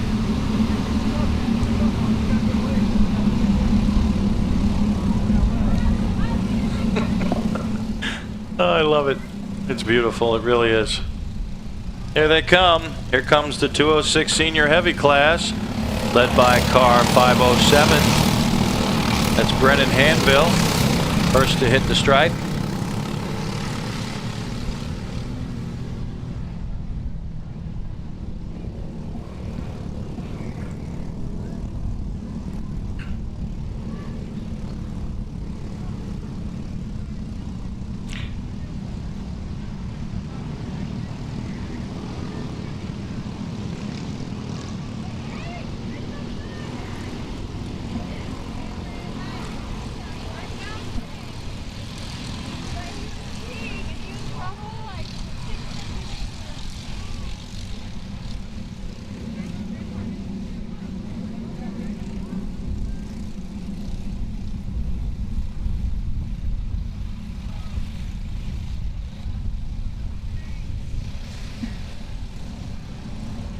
So now they come around neatly aligned. Matt Geist on the pole. Brandon Hanville second. Logan Stevens, Jeremy Hood, Adam Dietz, Brennan Loring, Matthew Burpo, Derek Hastings, and the green flag flies. We're racing.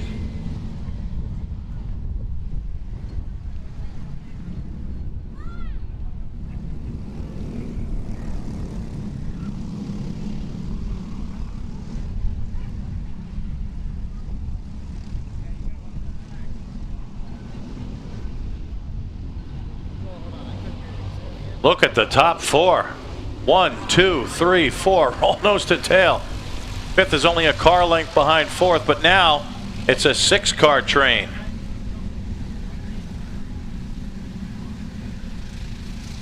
And we almost had a pass for the lead, but the 507 of Brandon Hanville hangs onto it.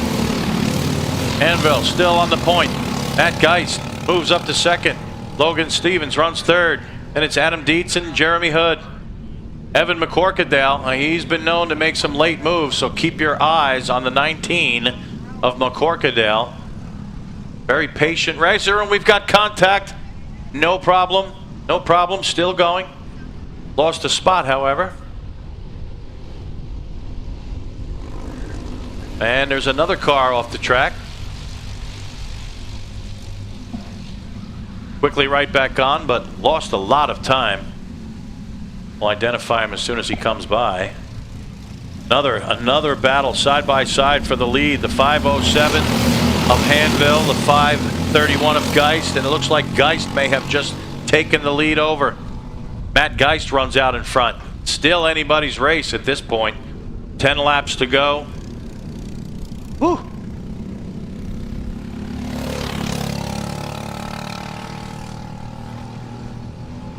Matt Geist now with about a 5-car length advantage. And we've got a kart somehow went, did he go over the barrier or around it? But he's on the outside of the racetrack and now gets back on the backstretch. How in the world did that happen? I missed that. I'd like to see a replay. Here comes Matt Geist. And the 66 of Adam Dietz now picks up second place.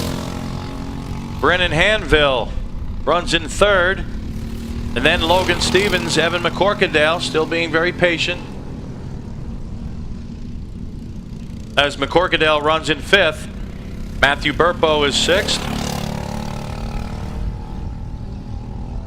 Terrence Swanson seventh. Derek Hastings eighth. Jeremy Hood ninth. And we've got a nice battle down on the backstretch. Look at them go at it. That's a battle for fourth place. Looks to be Logan Stevens and Evan McCorkadale.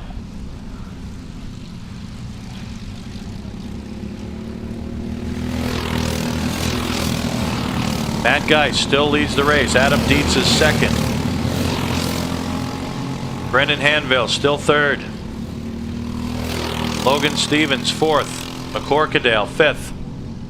And then Swanson, Burpo, Hastings, Hood, and Brennan Lorink. Last but not least, there he goes.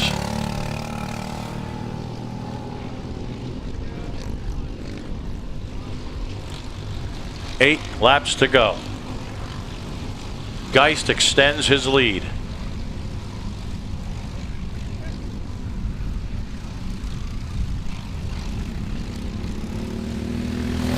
There goes Geist. There goes Dietz. There goes Hanville.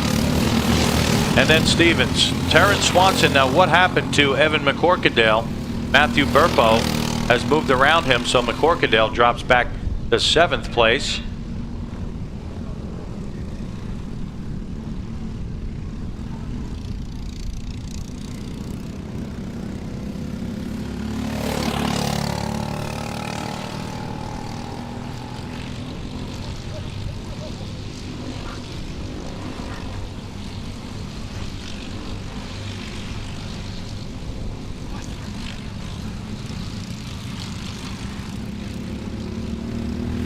Matt Geist hangs on to the lead, gets to cross flags. We're at the halfway point, and the 19 of Terrence Swanson pointing to, it looked like Matthew Burpo. Not sure what he was pointing about. Pretty sure he wasn't saying pass me on the left. But Terrence Swanson is right there.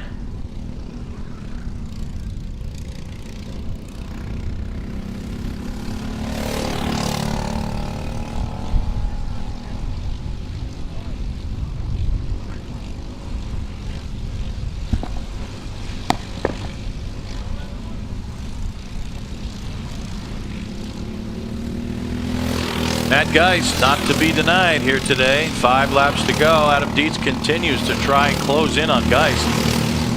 Unsuccessful right now, as Matthew Burpo and Evan McCorkadale still fighting for 5th place.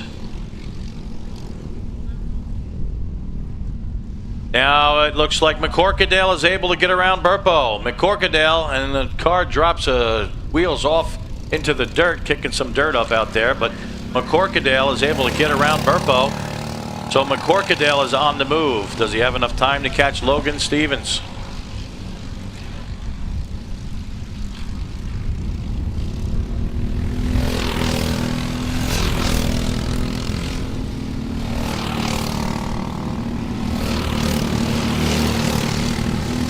Yes, he does. He's closing in.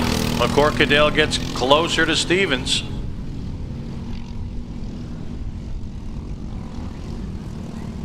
Meanwhile, the lead has just stabilized itself right around a 1.5 seconds advantage for Matt Geist.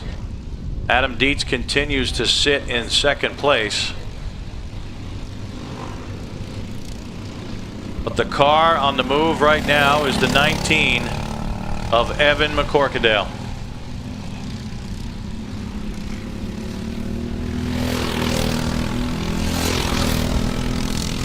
There they are. 4th and 5th run right together. And Matthew Burpo is trying to keep up with them. And the 19 goes around. Evan McCorkadale will pick up 4th place. Now the challenge will be closing in on Brandon Hanville. And he's only got 3 laps to do it. And it looks like McCorkadale pulls over to the side. A problem with that kart. He comes to a stop just before the back straightaway. And McCorkadale's day is over. Wonder what happened to that car. No idea, but they're moving it off the racetrack. 2 laps to go now for Matt Geist. Looking through the field to see where the battles are. At the 53 of Stevens, the 46 of Burpo. That's a fight for 4th. Closest fight on the racetrack right now.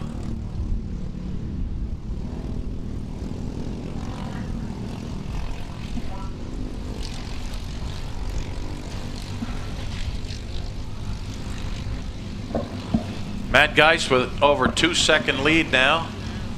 Running away with it. He'll see the white flag this time. Brennan's got the white flag in hand. White flag is out. 1 lap to go for Matt Geist.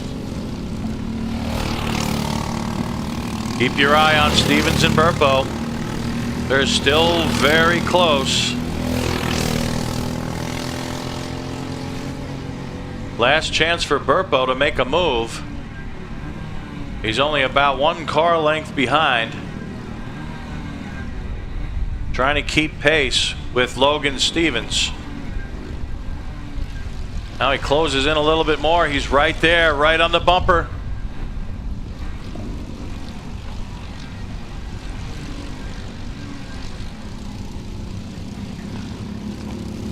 And the checkered flag comes out for Matt Geist. Matt Geist wins the race. Still, the battle ensues for 4th place.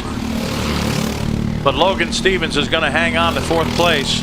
Adam Dietz comes home in 2nd. Brendan Hanville will bring it home in 3rd. Then it's Stevens and Burpo, Jeremy Hood, Terrence Swanson, Brandon Lorink, Evan McCorkadale, and a heartbreaker. He was really on the move, but in the last couple laps, fell out of it, dropped down to 9th place. Derek Hastings is going to finish 10th. So congratulations to Matt Geist.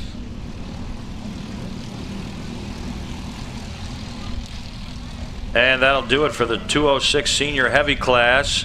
Up next, we've got the micros, the minis. They're about to come out as soon as timing and scoring is ready and the track is clear. And then after that, a reminder for the KA senior class.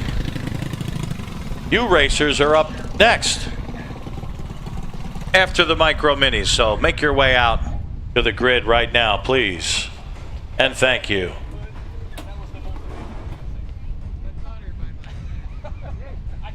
Did you see me when I was up in the air like that? Where did you go? I went off in the left-hander before the barrier. After the barrier, and then I drove all the way around the barrier. No, that barrier on the corner, I drove all the way around. At one point I was like that, and I thought I was going to go over, man. I was on top of a corking hill or something.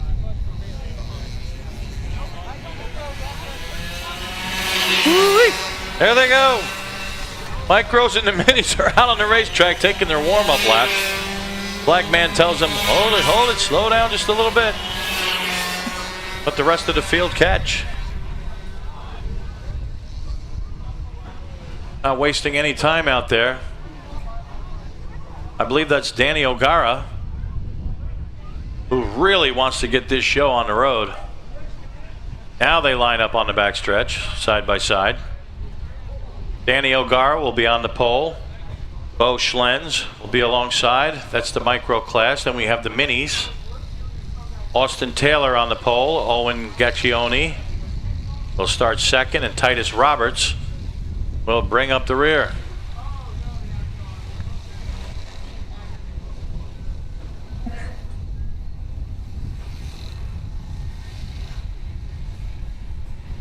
And again, they're being told to slow it down just a bit. But here comes Austin Taylor leading the micros. No, the minis, I'm sorry. Austin Taylor and no start. No start. Yellow flag still out. There goes O'Gara. There goes Bo Schlens. They see the yellow now. They'll go around again and give it another shot.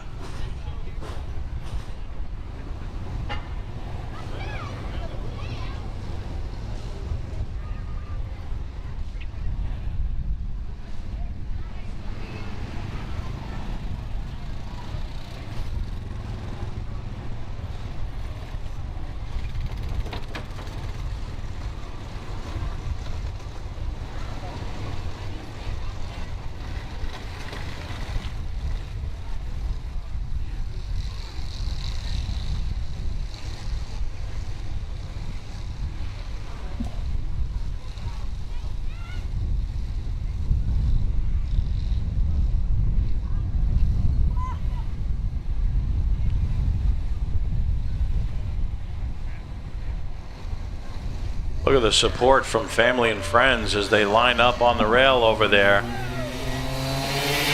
Still being told to slow it down, waiting to see if they get a green, and still the yellow flag. No start. That's twice. Look at Danny O'Gara. Throws his hand up as if to say, come on, guys. Let's get it together.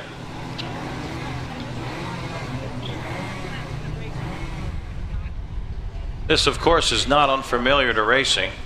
Myself being a pretty big IndyCar fan, I seem to remember people like, I don't know, Helio Castroneves doing this several times. No start, no start, no start. Sooner or later, there would be a penalty, but they'll let Castroneves get away with it quite a few times. Here, no penalties for the moment. And they'll try it again.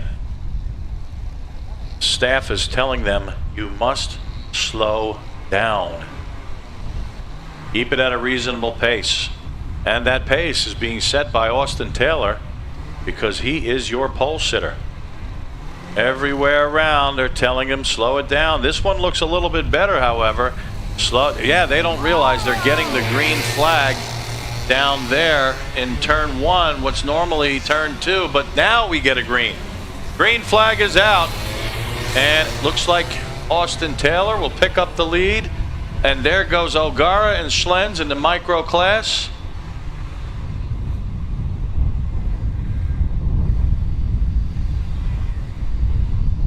And O'Gara's got the lead over there.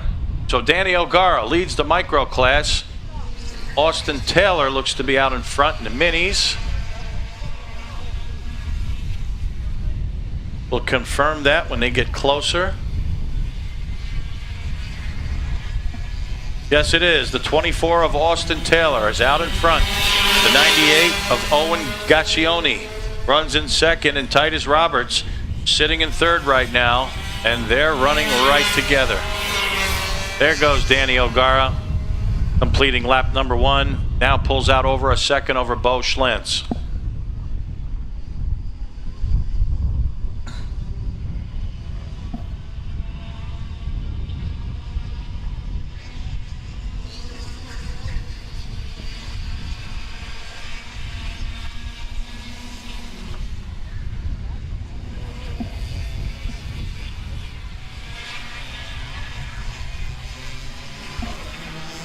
Here comes Austin Taylor again, still with the lead, but Gaccioni is not letting him go anywhere. Staying right there. Let's see if he might make the move here. No. Swings out wide, trying to take the fast line around through turns 3 and 4. Meanwhile, there's no competition for Danny O'Gara. He pulls over 2.5 seconds on Bo Schlenz.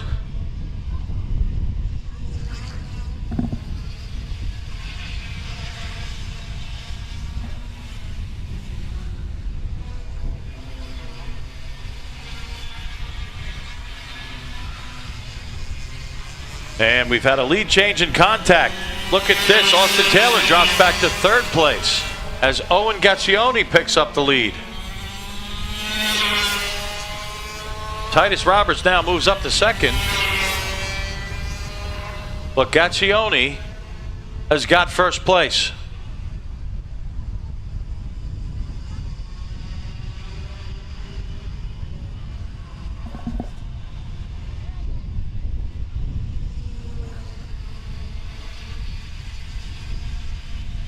Look at these guys. They can't separate from one another. Austin Taylor's going nowhere.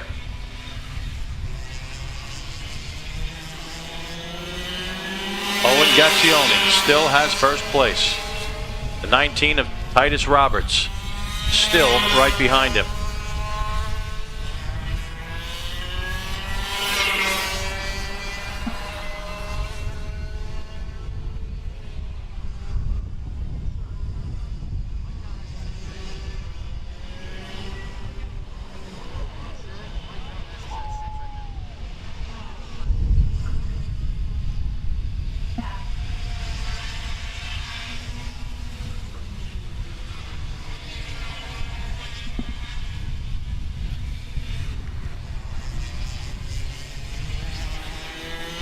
There they come. The 98 still leads it.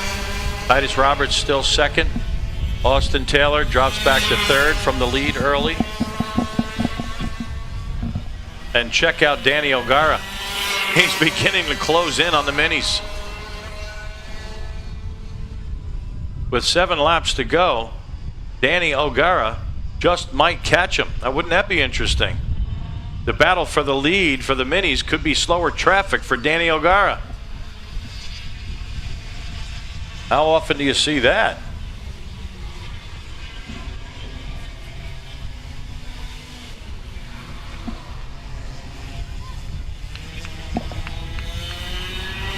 Austin Taylor now picks up second place.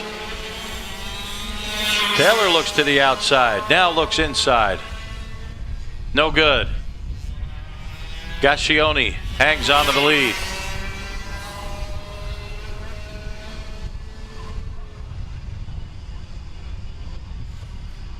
Taylor gives him a little tap saying, hey, I'm back here.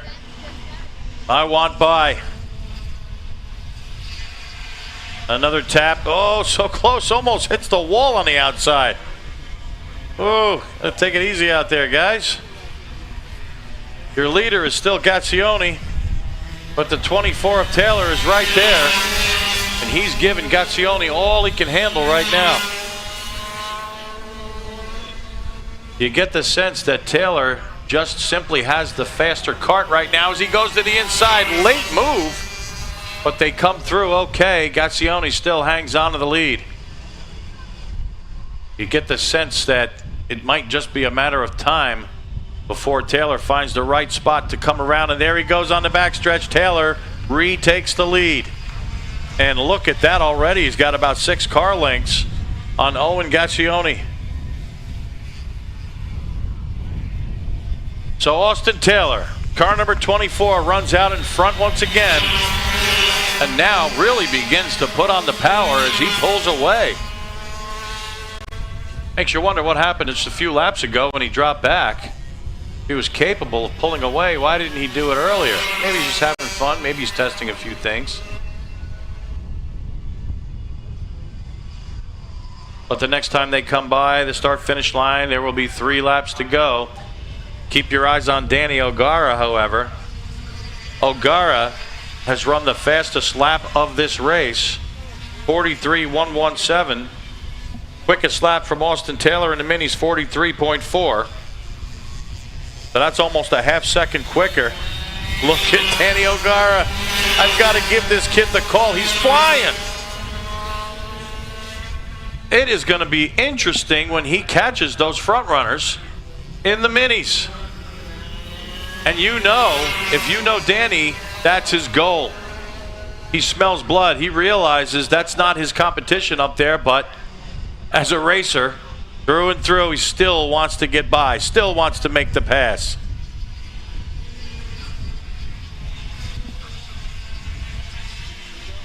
There goes Gascioni and Roberts running right together.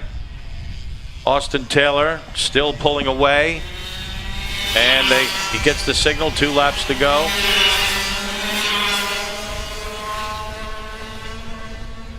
We watch Gascioni and Titus Roberts still racing for second place.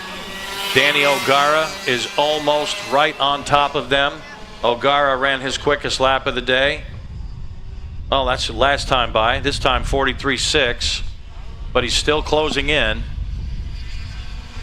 Austin Taylor, however, just ran his fastest lap of the day, 43.3. Not as quick as Danny O'Gara.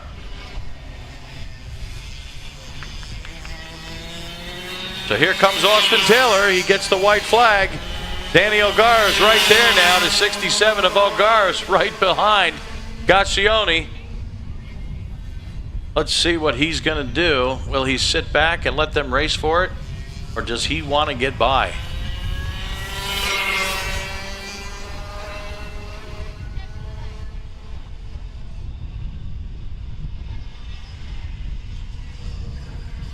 We're on the final lap of the race.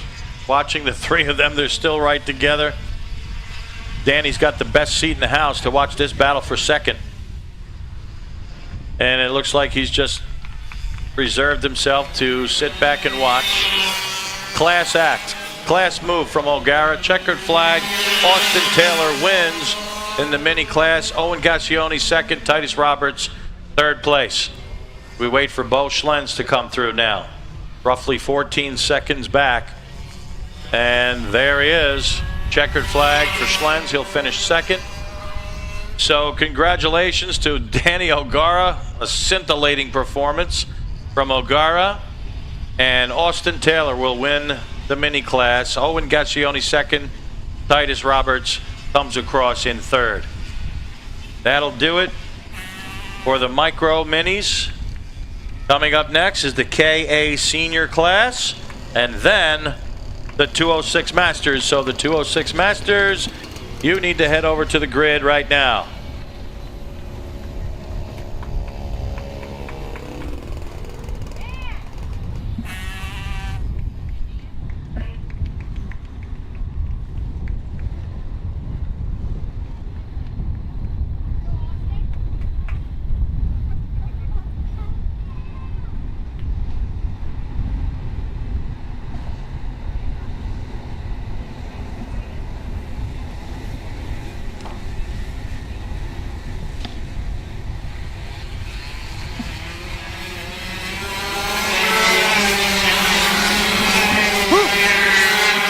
KA seniors wasting no time.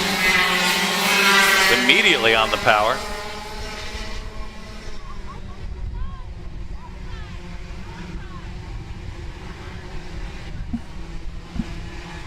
Kind of cool to see the smoke billowing from the engines as they get warmed up.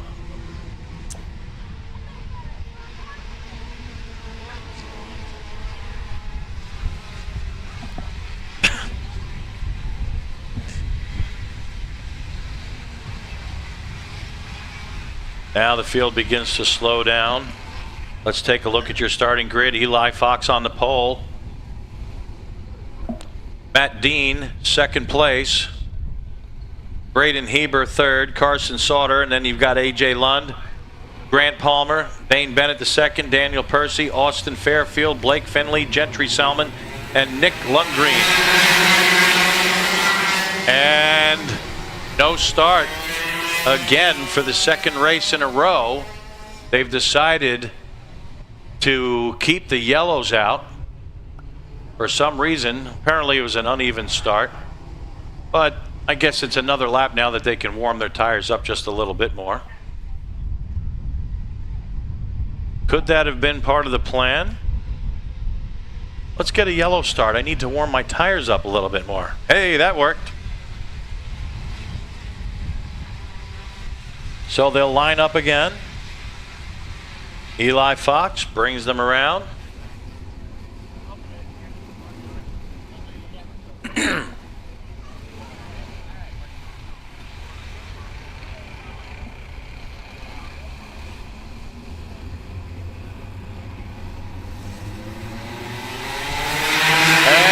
They go. We're looking, waiting. No, again. Again, no start.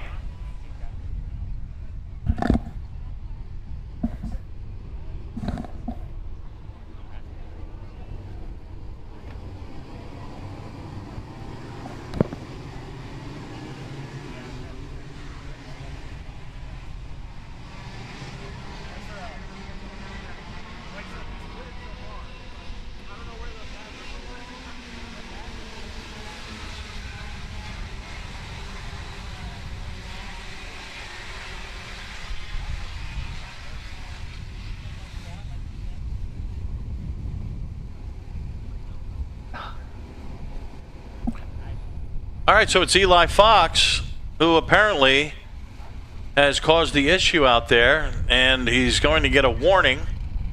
No penalty at this time, but now really creeping around, making sure, making absolute certain that they're going slow enough. And the grid, look at that tight little box.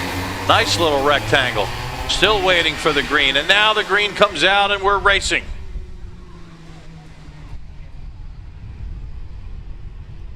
Eli Fox picks up the lead. Got a whole lot of cars running side by side right now. We'll wait until they sort out before we make the call. But it is Fox out in front.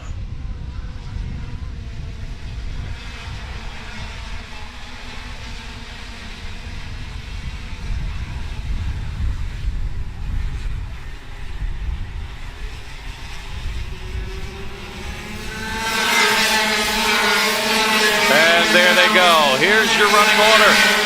Eli Fox leads it. Matt Dean runs second. Carson Sauter's third. Braden Heber's fourth. AJ Lund runs in fifth right now. Grant Palmer sixth. Then it's Bain Bennett, Daniel Percy, Austin Fairfield, Nick Lundgreen, the Triple Nickel, as he's known affectionately. Blake Finley and Gentry Selman.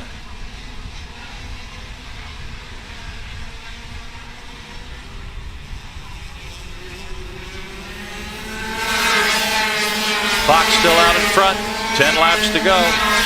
No movement through the field. They string out just a bit.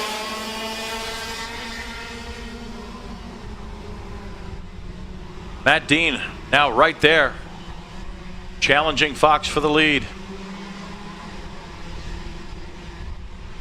Will we get here in this race what we got yesterday? That's where the leader has got somebody behind and they just stay there lap after lap after lap, and then late in the race they decide to make the move. But not yet. The top three remain static. Fox, Dean, and Sauter. Heber, Palmer, Lund, Bennett, Percy, Fairfield, Triple Nickel, Finley,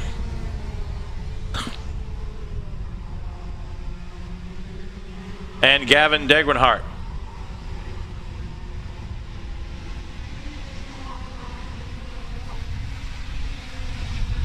Then it's Gentry Salmon, Casey Perry, and Brianna Owens, incidentally.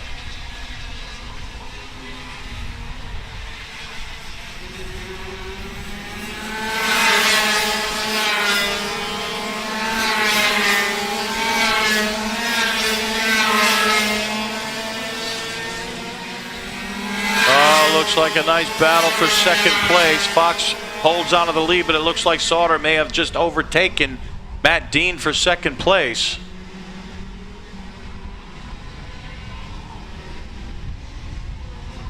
That's the first pass that we've seen in this race really since the start.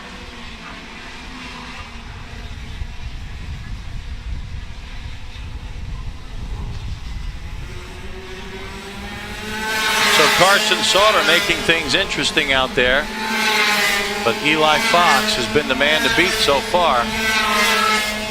Will he prove to be invincible? What an arc he takes into that corner. You would think Carson Sauter might take advantage at some point. We have 7 laps to go now.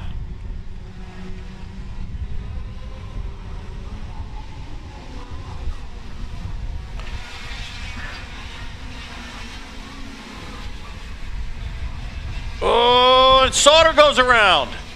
Contact between Sauter and I think that was Matt Dean. No, Matt Dean's still out there. Matt Dean picks up the lead, so it was Sauter and Eli Fox that got together in the hairpin. Oh, what a great race they had going. Now it's all over for them. They drop well down in the field, out of the top 10, and Matt Dean now has a full second lead on Braden Heber.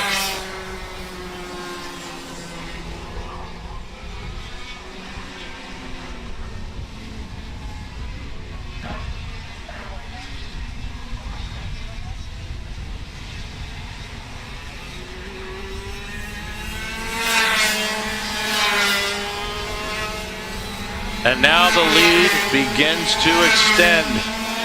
Matt Dean pulls a little bit more on Heber. It's a 1.2 second lead now. AJ Lund still runs in third. Bain Bennett, the second, runs in fourth. Daniel Percy in fifth. And then it's Nick Lundgreen. So the Triple Nickel moves up. He's almost in the top 5. What do you think of that? All right. Austin Fairfield is running 7th. Blake Finley is 8th. Then it's Gentry Salmon, Gavin Degrenhart. And Brianna Owens runs. Oh, wait, we have a car coming into the pits. Now we've got a red flag.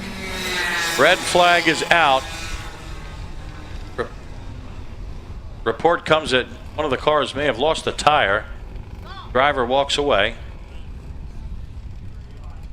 And so we'll take this moment to pause. We'll be right back. 4 laps to go. Did you get that on tape?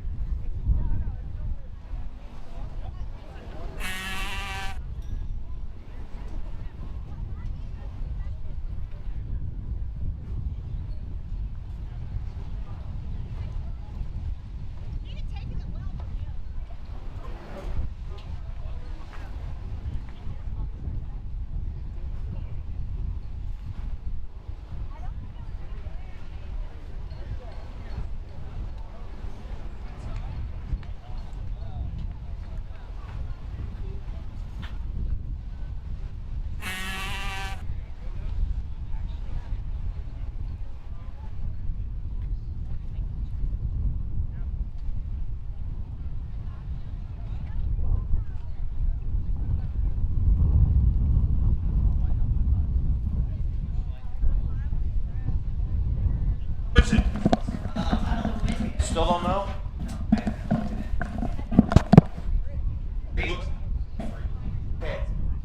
Hey, Lon?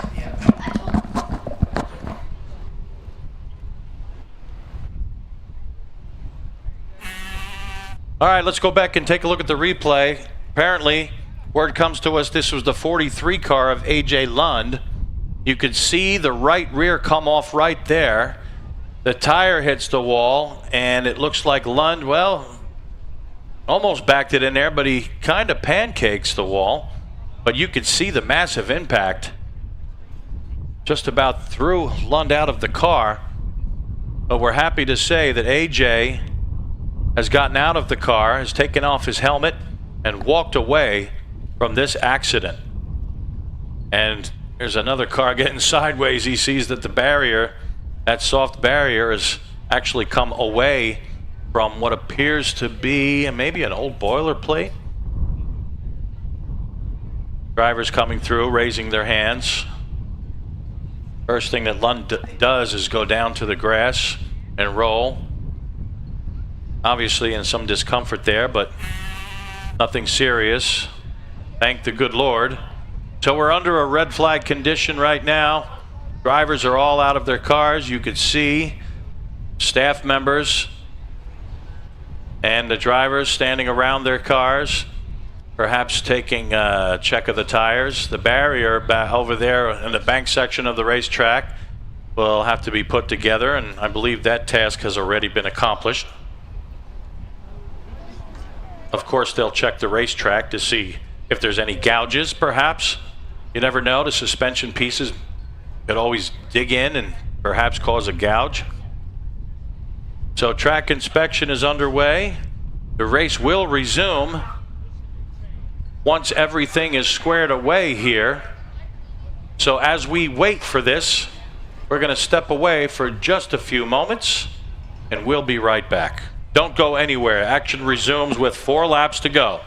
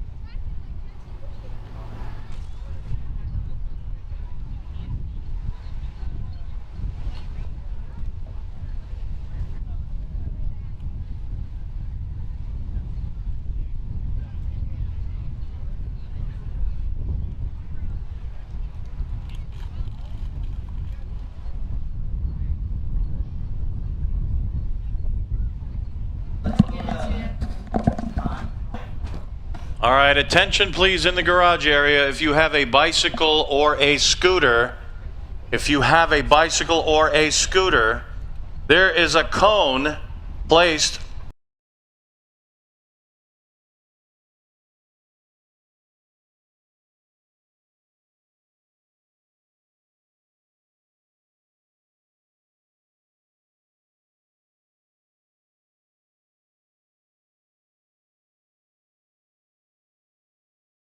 no bicycles, no scooters past the cone sitting over there by the garage area. Thank you very much.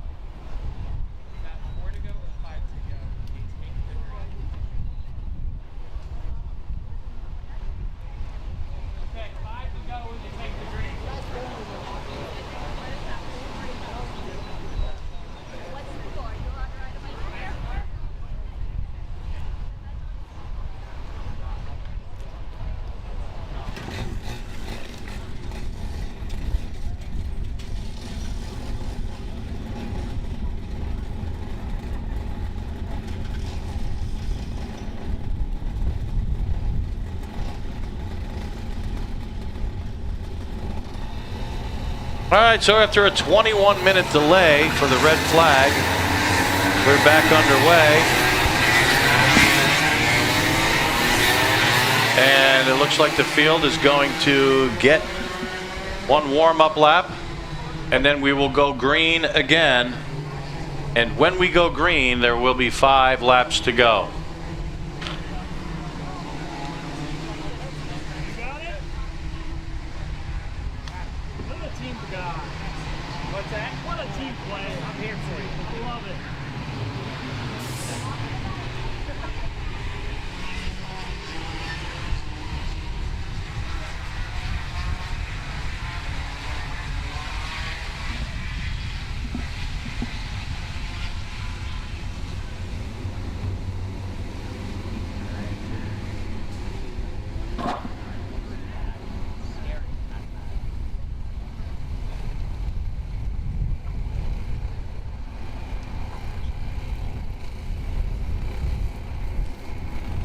And here comes the field, led by the 97. And then it'll be the 8 of Blake Finley. And the green flag comes out once again, and we are racing.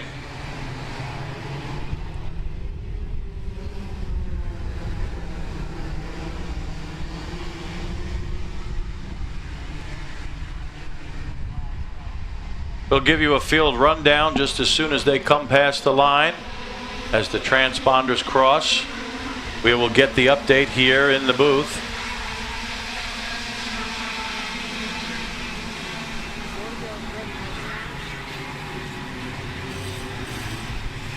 But right now, clearly we could tell you the 97 is leading. Car number 8 runs in second. So that's Matt Dean and Braden Heber. And then Bane Bennett, the second, runs third. Daniel Percy runs fourth. We've got some battles back there. Looks like fourth, fifth, and sixth are going at it. Next time by, just 3 laps to go in this, the KA 100 senior class. Of course, coming up next, the 206 Masters. They should already be on the grid.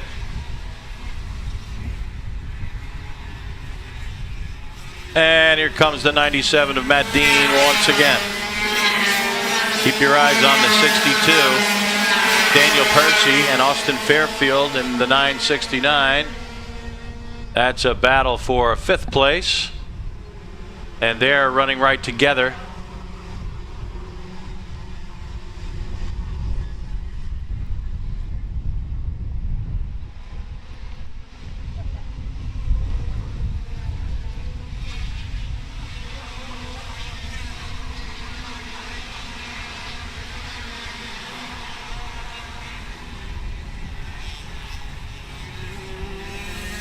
Look at Daniel Percy trying to hold off Austin Fairfield. And Percy hangs on to it for the moment. Eli Fox now moves up and takes 6th place. You'll remember Eli Fox had an incident early in this race, but in a strange way, the red flag kind of saved him. He's been able to claw his way from well back in the field. I believe he fell back to about 12th place. And now Eli Fox runs in 6th. And oh my goodness, it was just pointed out to me the triple nickel is running 4th. How about it for Nick Lundgren?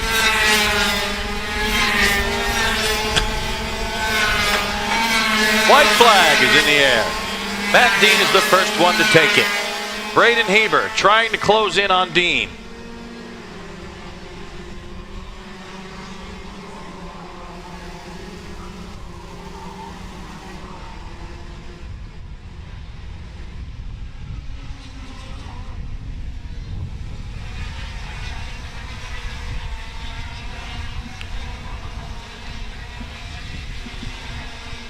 Matt Dean comes around the final set of corners. Heber is right there, a couple of car lengths back. And Dean takes the checkered flag. Matt Dean picks up the win. Braden Heber comes across in second. And then it's Bane Bennett the second. The triple nickel, Nick Lundgren, Eli Fox, Daniel Percy, Austin Fairfield, Blake Finley, Gentry Salmon, And rounding out the top 10, Gavin Degerhart.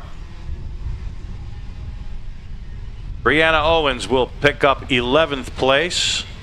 And Casey Perry will be 12th. AJ Lund, after that wicked shunt out there, he'll finish 13th. Carson Sauter 14th.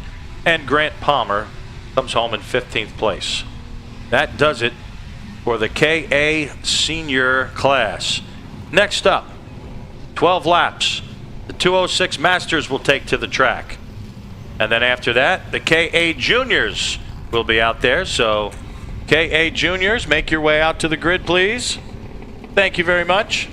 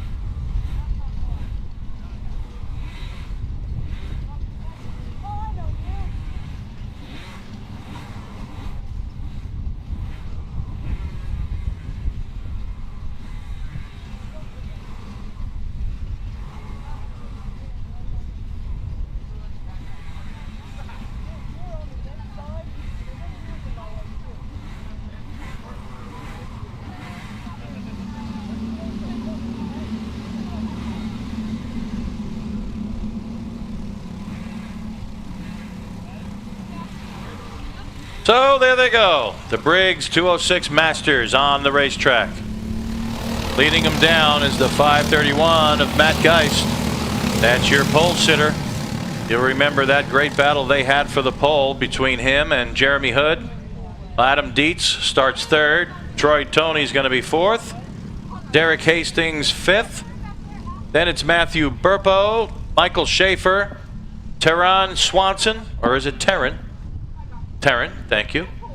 And Austin Fairfield's supposed to be out there, but his name is outlined in red. So Austin Fairfield will not be in the field. Okay.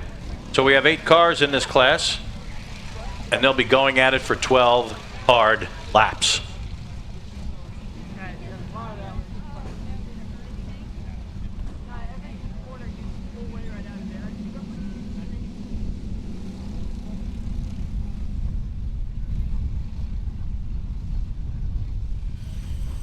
And here they come.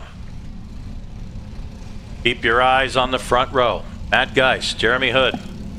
That's going to be a battle for the lead going down into turn 1. Geist and Hood. Nice and slow. And Geist takes off a little bit early. And once again, it's a no start. You would think after the last couple of races where they had no starts, that the pole sitter would learn his lesson and say, you know what, not a good idea to get on the throttle early. You always want to, and you hope to get away with it. I mean, it's understandable. It's competition. It's racing. But staff over here at Whiteland, very strict about that. They want a nice, even start, a nice, fair start.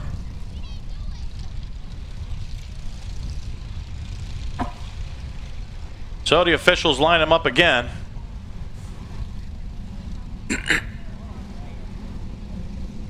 Little tire scrubbing going on there. Little last minute tire scrubbing. Here comes Geist.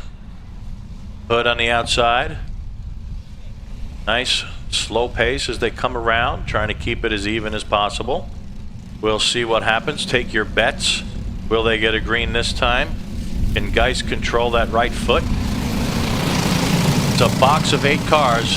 Little rectangle. Geist gets a slight jump again, but this time they throw the green, and Geist is going to lead them down into turn 1. Already a battle for second place. Adam Dietz, Jeremy Hood going at it, still side by side. Look at Geist pull away. He takes advantage of that battle and now pulls well out in front. About 10 or 15 car lengths. take a look at the battle for second. Looks to be Jeremy Hood and Adam Dietz. Clarify that when they come by. There's the 66 to 22 indeed. It is Dietz and Hood, but Dietz now takes second place. Hood runs in third. Matthew Burpo is fourth. Terrence Swanson fifth. Then it's Michael Schaefer, Troy Toney, and Derek Hastings. That's the field as they run right now. Matt Geist still with a solid lead. Still appears to be about 10 car lengths. Last time by it was 1.1 second. We'll keep an eye on that gap as they come by this time. But it's a fierce battle for second between Dietz and Hood. Looked like Hood almost touched the wall as they came out of that bank corner. Adam Dietz running those red and white colors reminiscent of the old Marlboro paint scheme. Here comes Hood right behind Dietz. Stays right there, does not make the move. And 1.2 seconds. 1.2 seconds. That's the gap between first and second place right now. So it increases by about 1/10 of a second.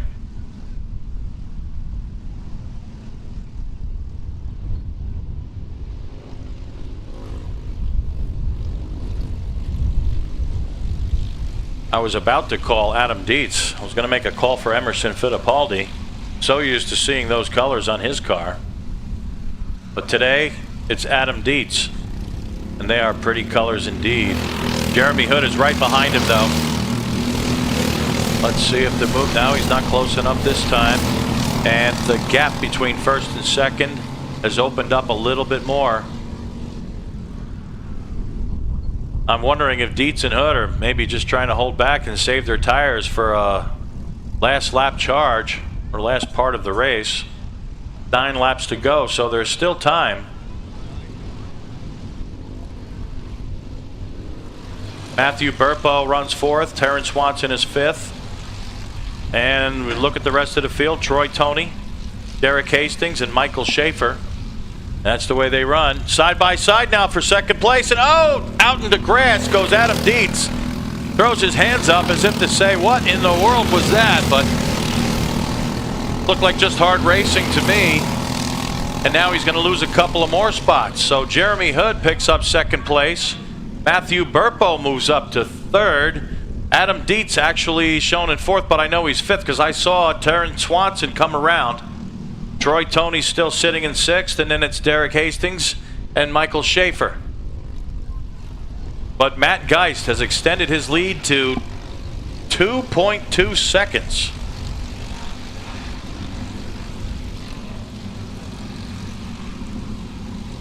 Adam Dietz wants back into the fight, and he wants it badly. He's all over the back of that 19 car.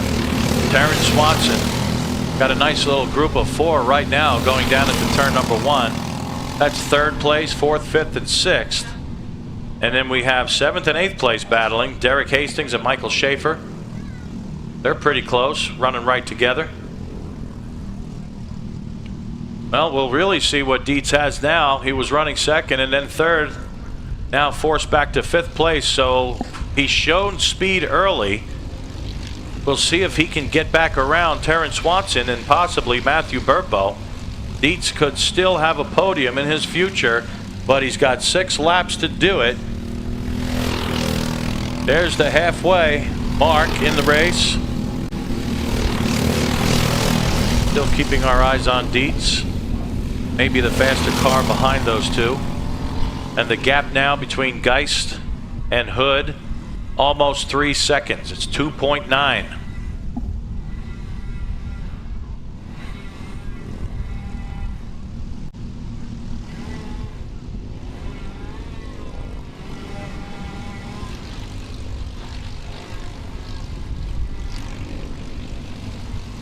Seventh place, Derek Hastings, and 8th place, Michael Schaefer, have both just turned in their fastest laps of the day.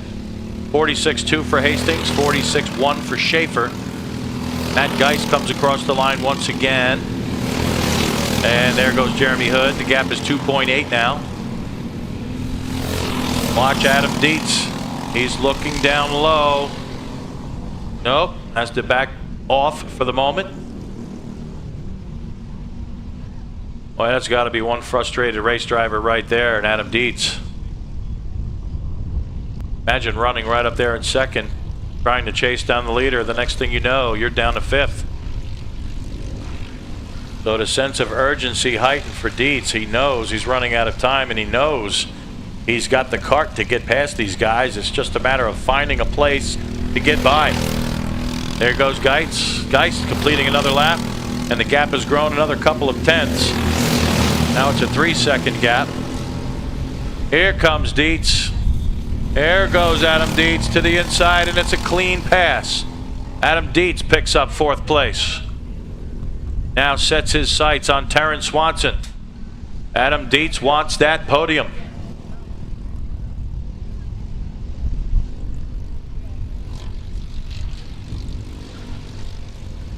Next time by, there will be 3 laps to go. The battle is for 3rd, and look at that. 4 cars running right together for 3rd place. They all want that podium. It's not a matter of who's going to win anymore. It looks like Geist has the race well in hand. Now the 24 and the 46 going at it. And Troy Toney picks up 5th place, coming around Matthew Burpo.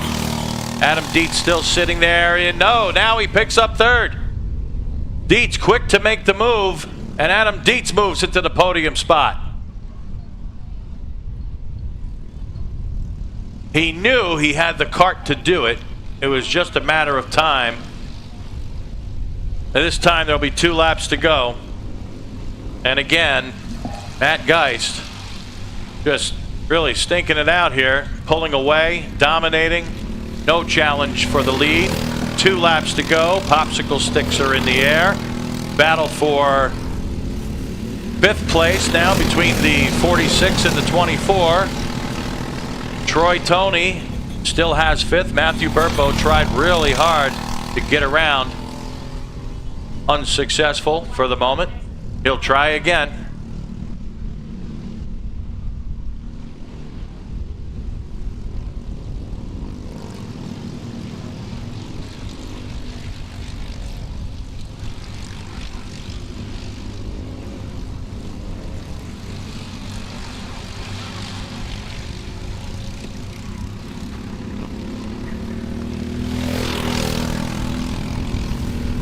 White flag comes out for Matt Geist. 1 lap to go as the 24 of Troy Toney comes around.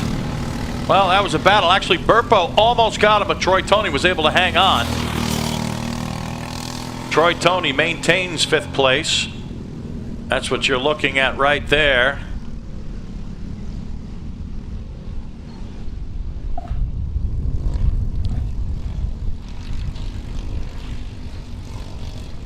Ready with the checkered flags at the start-finish line.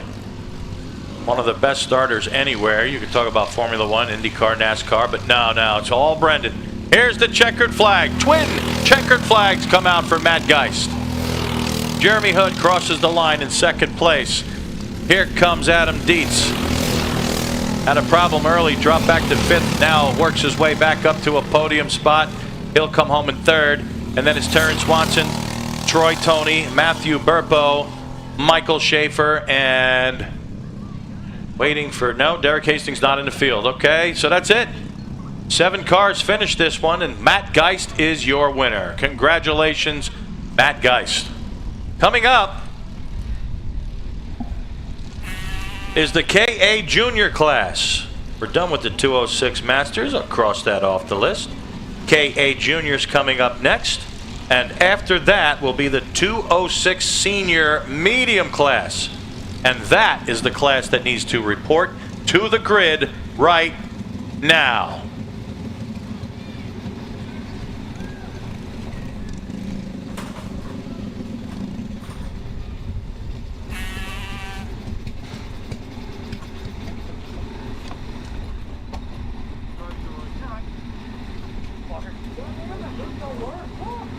It almost does. You're right, buddy. Right.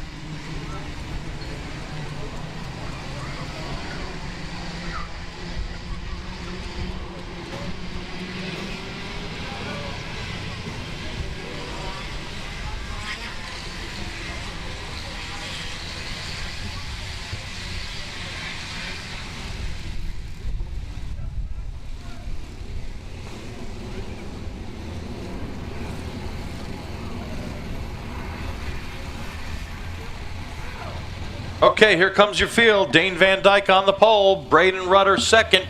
Then it's Charlie Myers, Ryan Moore, Tyler Johnson, Maddox Hooper. Nice tight rectangle. And for some reason, no start. It didn't appear as though there was a jump. At least not from our vantage point up here in the booth. But they'll go around one more time. And for the fourth consecutive race, we do not get a green the first time by. Very interesting. Wonder if that's ever happened in the whole history of Whiteland Raceway Park. May have just witnessed history here, folks. Tell a friend.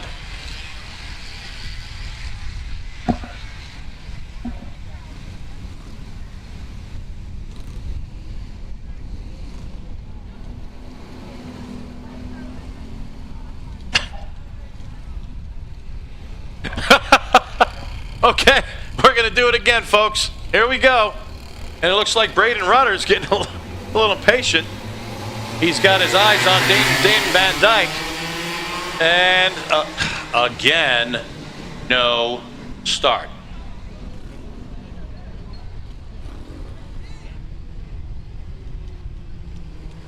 I think the issue may be, from what I'm hearing from race control, is that the drivers, or at least maybe the pole sitter, because he sets the pace, may be unaware that the restart cone is actually in a different place than it normally is, and they're not used to that, so they are accelerating a little bit early, but not really intentionally, not trying to get a jump, but because that's where they're used to starting from.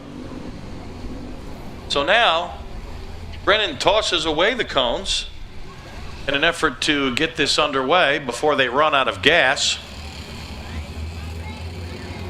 And here we go again. Braden Rudder shakes his head, and we get the green this time. We're underway. 12 laps to go in the KA 100 Junior race. 12 laps.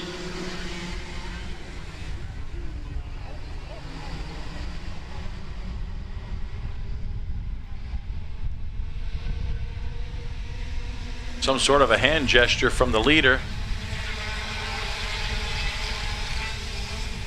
Guess I really have to study up on these drivers' hand gestures.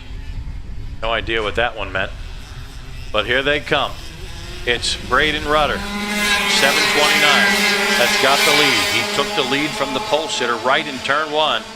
Dane Van Dyke runs in second. Charlie Myers is third. Tyler Johnson is fourth. Then it's Ryan Mort and Maddox Hooper. That's how they run right now. And Charlie Myers is under attack from Tyler Johnson. And Ryan Mort under attack from Hooper. We have two little battles going on right there.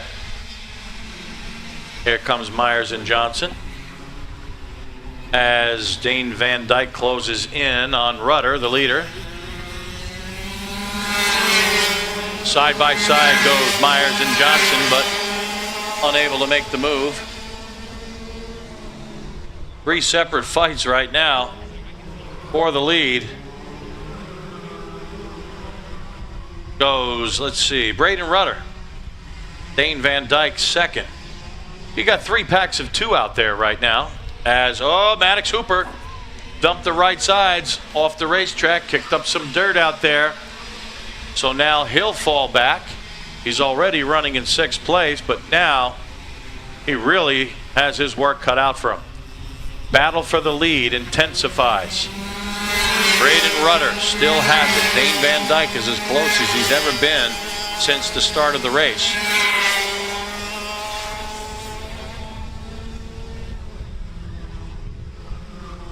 Van Dyke takes the short way around. Go through the turn 5 complex. Now they head for the backstretch. Van Dyke sitting right there.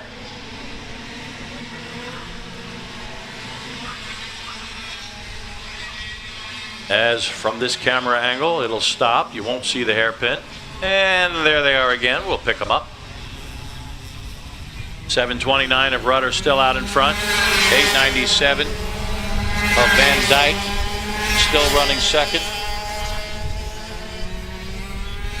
Battle for third has cooled off just a little bit. Couple of car length lead. 0.2 of a second lead for gap for the lead, by the way.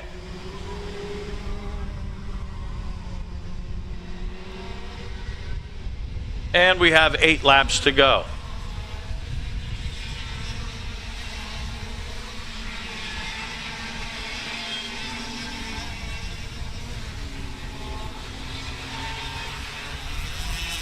Look how close Van Dyke is now.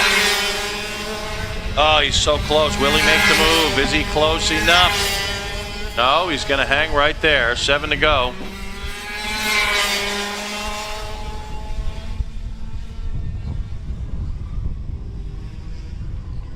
This is such a great racetrack. What a great track, especially for karting. It was 22 years ago when I first came to this track. Back then it was Gary Lee who owned the joint. And it was a nice track, but look at it now. Really, can't really make much of a comparison. This place is fantastic. There go the leaders once again. Braden Rudder, Dane Van Dyke. Still no change of position. Just waiting for Van Dyke to make that move. When will the attempt come? And by the way, we're at the halfway point in the race. Just 6 laps to go.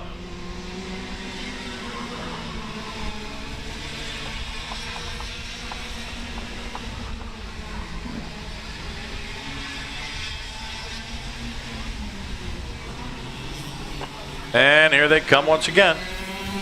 On the main straightaway. Rudder checks over his left shoulder, and he sees Dan Van Dyke about 0.2 of a second behind him. And Tyler Johnson and Charlie Myers are now running right together. That's a fight for third place. Matter of fact, Ryan Mort sits right behind them. So that has become a 3-way fight for the final podium spot.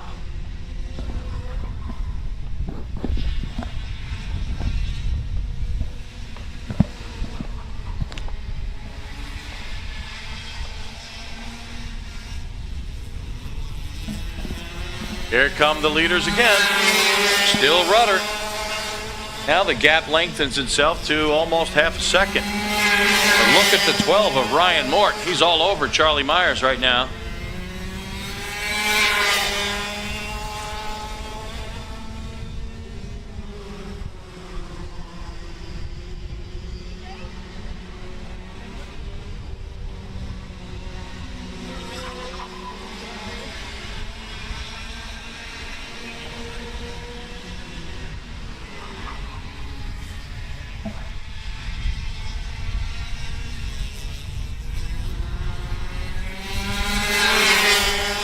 Three laps to go.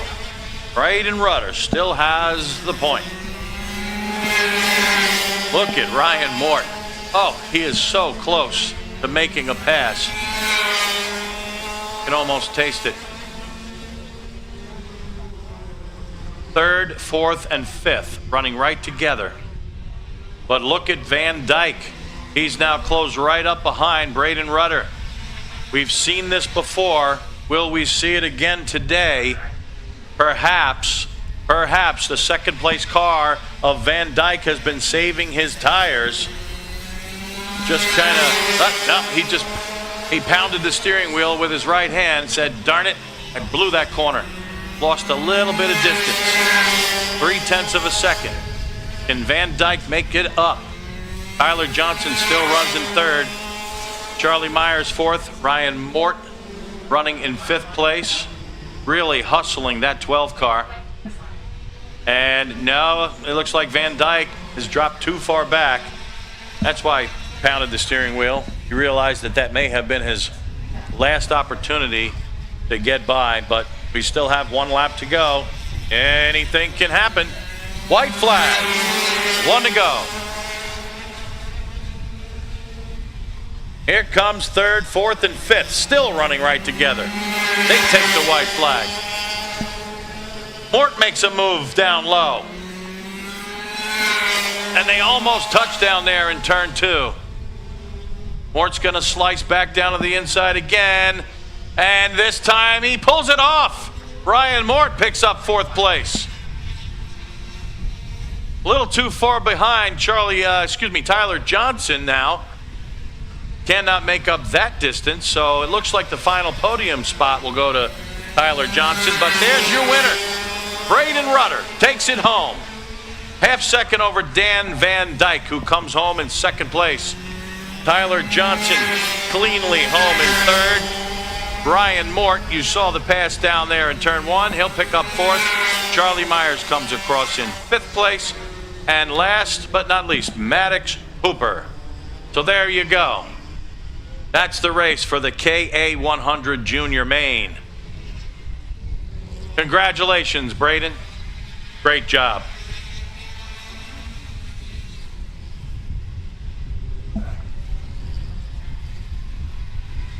Coming up next, the 206 Senior Mediums will be running.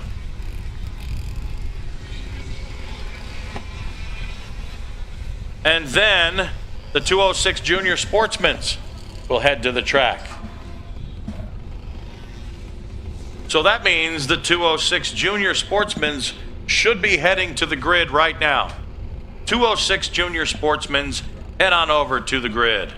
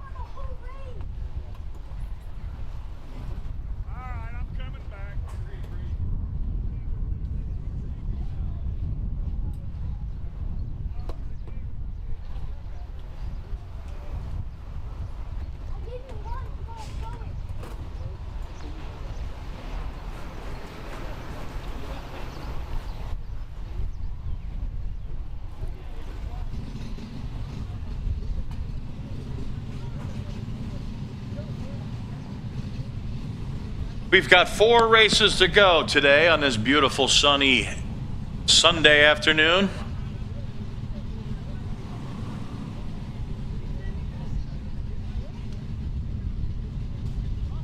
As the engines fire up for the 206 Senior Medium class. All's well with timing and scoring, just waiting for the track to go hot.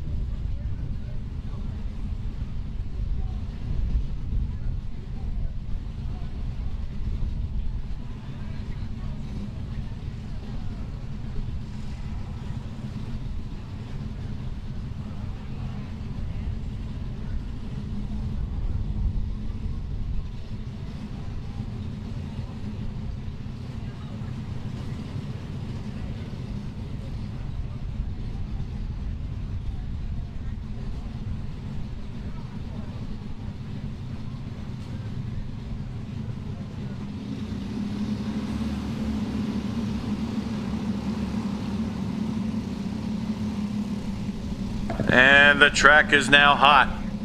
There they go. 206 Senior Mediums begin to warm up the tires.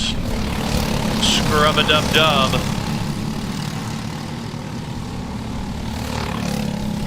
And already, the 19 of Evan McCorkindale. He's a little exasperated. Something going on there. Tell by his body language.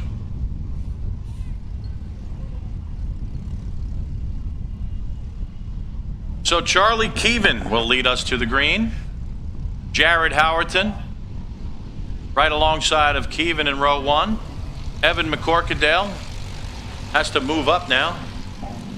He'll be starting third. Brendan Hanville, he'll be fourth. Third row consists of Mason Green and Brady Sappenfield. Dylan Howerton and Eli Fox make up row 4. Row 5, Levi Wilbur and Logan Stevens. And it looks like Gavin Baird will be our final starter. They practically come to a stop there on the main stretch. Just waiting for the field to align. Oh, okay. Well, it looks like he's coming into the pits. That's Evan McCorkindale. Why is he coming into the pits? So the 0 does not move up to row 2. He'll maintain his position in row 3, and they get the green.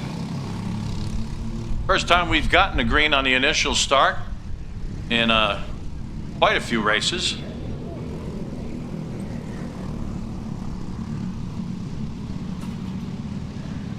Well, before the race, I saw McCorkindale make some kind of a gesture. It appeared as though he had a problem, and sure enough, he's in the pits, and that will be the end of his day. Kind of feel bad. He was kind of Mr. Excitement out there for a while.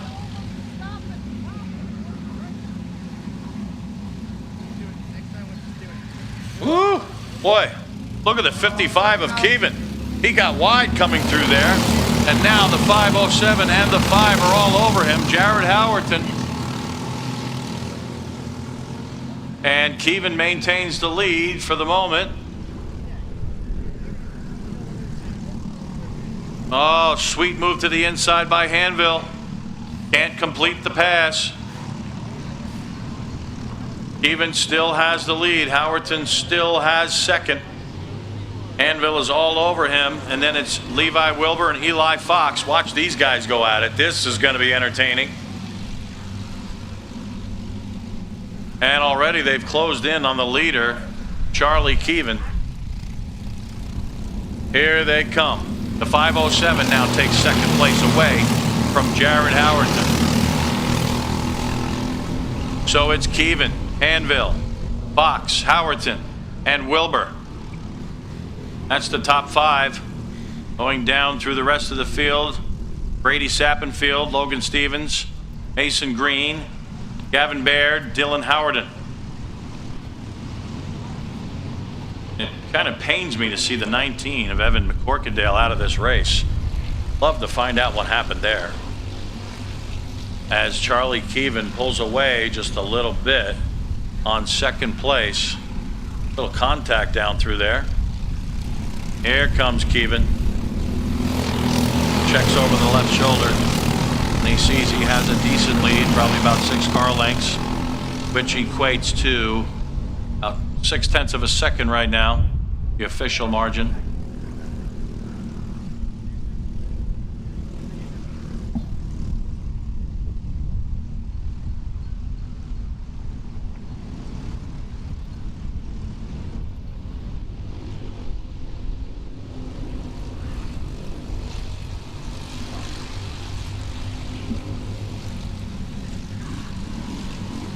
Very close racing down there. Very close racing. Some contact, but Keevan maintains the lead. Eli Fox still stays in second place, and it appears as though nothing has changed through the top 7, but Gavin Baird runs in 8th now, Logan Stevens in 9th, and then Dylan Howerton.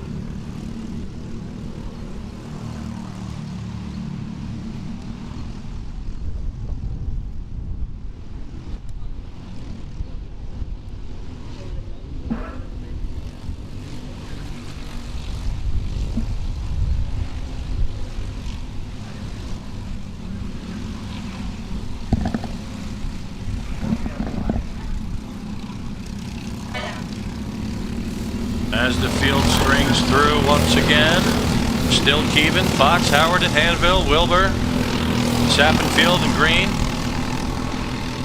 Dylan Howerton, Baird and Stevens. But look how close Fox is now. Eli Fox is all over Charlie Keevan.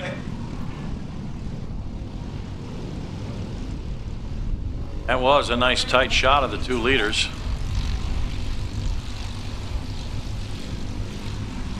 Now down to the inside goes Eli Fox. Fox to the front. That was a great move. Fox points ahead and says, come on, let's go. Bring it on.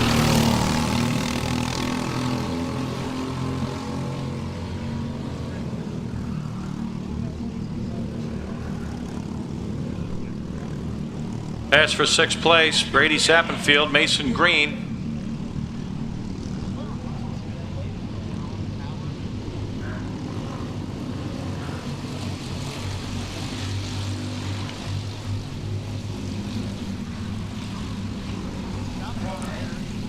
We're watching, we're waiting to see.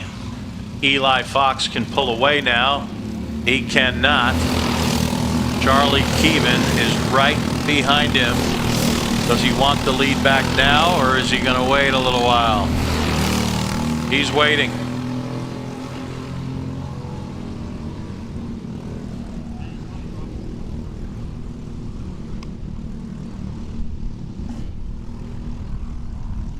Five laps to go now. 5 laps.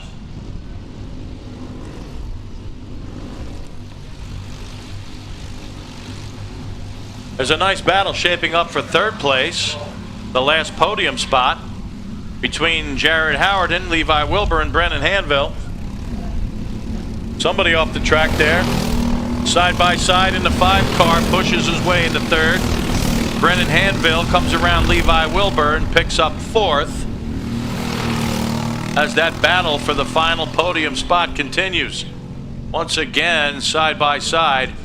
Hanville on the outside tries to get around Howerton, can't do it. Look at that fight down there for, it looks like 9th place, Gavin Beard, Logan Stevens.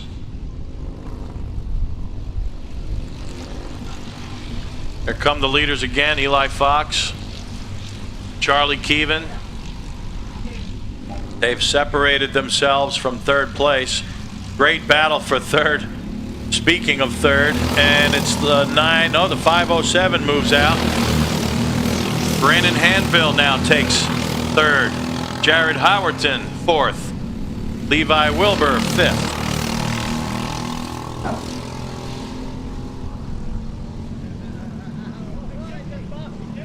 Look at the battle for the lead. Charlie Keevan, with a surprise move, comes underneath Eli Fox, and now Keevan retakes the lead. Next time by, they'll get the popsicle sticks. Just 2 laps to go. And it appears as though these cars are about as evenly matched as you can get as the battle for third just picks up. Car 5 now takes third. Jared Howerton. Brennan Hanville drops back to 4th. Levi Wilbur maintains his spot in 5th. Oh, look how close Fox is to Keevan.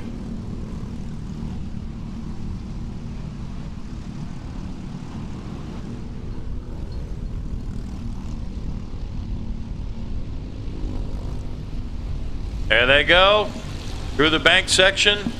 Next time by, they'll get the white flag, signaling 1 lap to go. Eli Fox looks to the inside. Charlie Keevan gets her just a little bit wide, looks over his left shoulder. White flag is out, 1 lap to go. Look at the defensive line by Keevan. So Fox jumps in high, now dials it down. Is he gonna make the move here? No, he can't do it. Slides down to the inside. He might have it done here. Side by side, they touch just a little bit. Keevan still maintains the lead, but now the sly as a fox, Eli Fox, sticks it down to the inside, but again, the answer is no. Charlie Keevan says not happening. They head across the bank. The defensive line from Keevan. Fox now jumps it down low, sticks it down there, they touch, and it looks like Keevan. Oh, little hand signal from Keevan.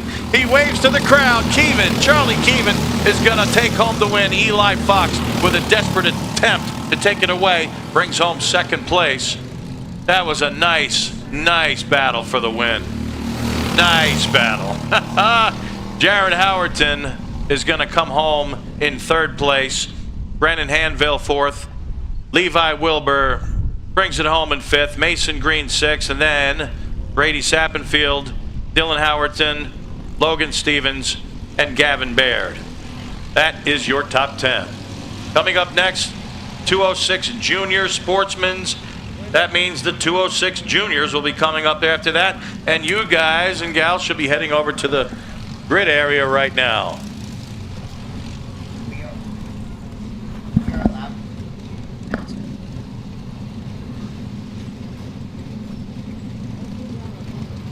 Oh, really?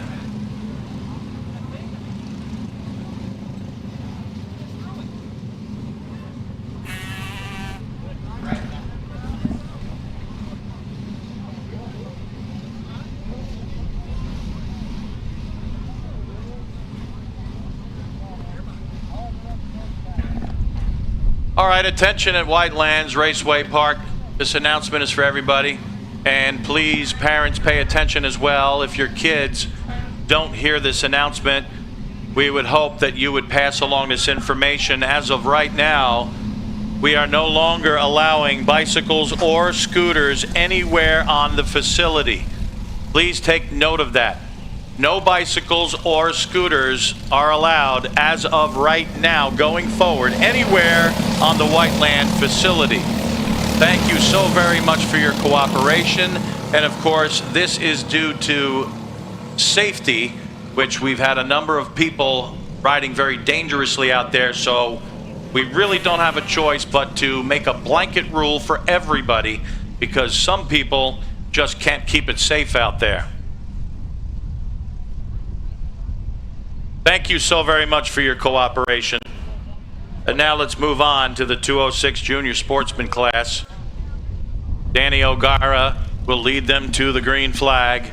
Austin Taylor will bring him out second place, outside pole. Jackson Stone on the inside of row 2. Dylan Thomas on the outside. Row 3 will have Titus Roberts and Mason Gallion. Colby Hogard and Lincoln Wiley will be in row 4. Row 5, the final row, will be Brett Hastings and Bo Schlenz. And here they come. Green flag is out. And it's a 3-car fight for the lead as they head for turn 1. And it looks like it's Austin Taylor that takes the lead. Wait for confirmation on that.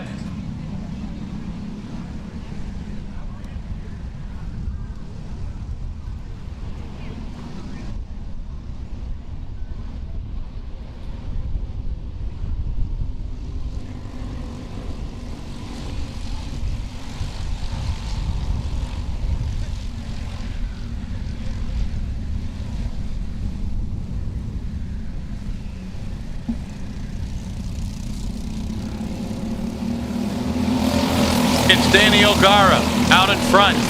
Austin Taylor runs second. Jackson Stone sits in third place. Titus Roberts 4th. Dylan Thomas 5th.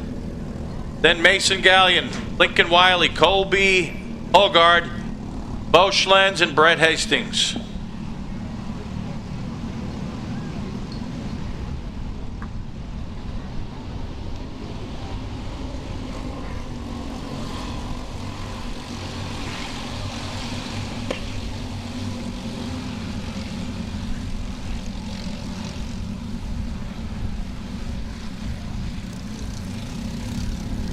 Danny O'Gara still has the lead. Austin Taylor not letting him get away.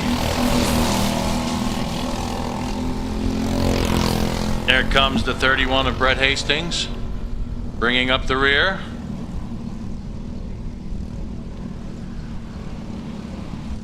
No changes throughout the field. However, every single driver in the field just turned their fastest lap as somebody got right sides off into the dirt.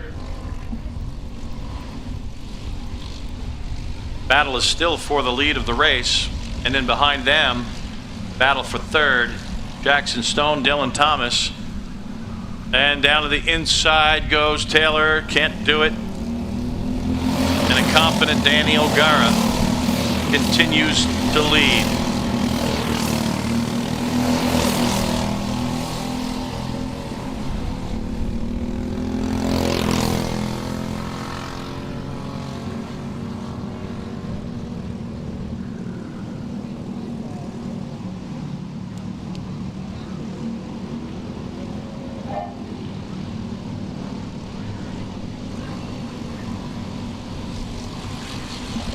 I'll tell you what, Austin Taylor really has his work cut out for him today, because the way Danny O'Gara was running in the prior race, he is going to be tough to beat. But Taylor's not letting him get anywhere.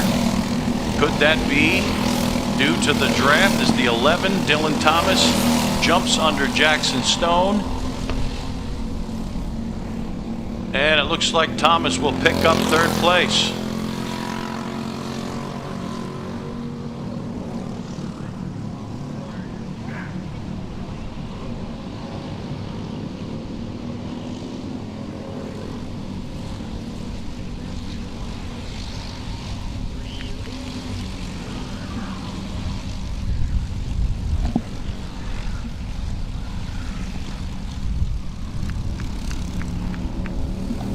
Danny O'Gara still with the lead. Austin Taylor running second. Now Dylan Thomas picks up third. Jackson Stone sitting in fourth. Titus Roberts fifth. Then it's Gallion, Wiley, Hogard, Schlenz, and Hastings. And there goes Hastings.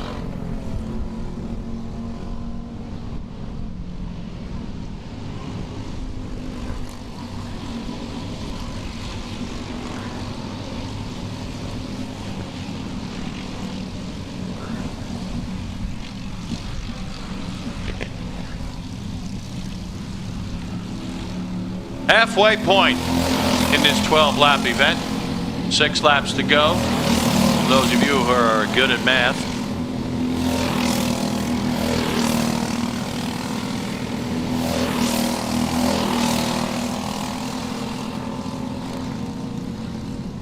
Danny O'Gara still leads the race, but you wonder if Austin Taylor is just saving his car for a late move. O'Gara should be full of confidence after his performance in the prior race in which he participated in.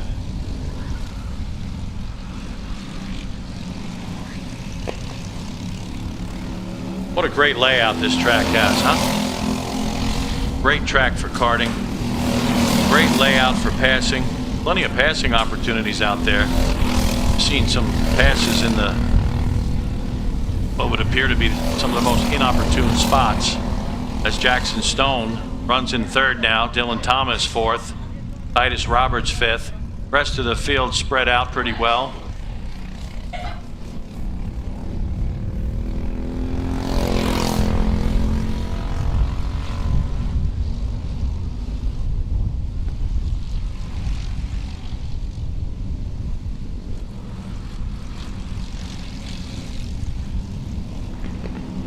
Here they come again. 4 to go.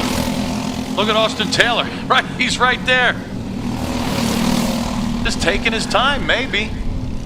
Third, fourth, and fifth are right together. And it looks like Dylan Thomas makes the move for third place, and he gets by. Dylan Thomas picks up third. So we've got a fight for the lead and a fight for third place. 2 cars involved in that fight for the lead. 3 cars going at it for third.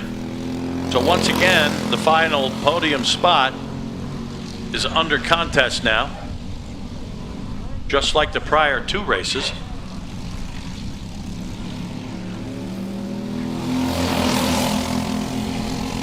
O'Gara completes another lap. 3 to go.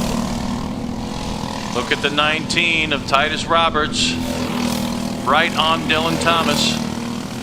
But he stays there. He does not pop out, try to take the position.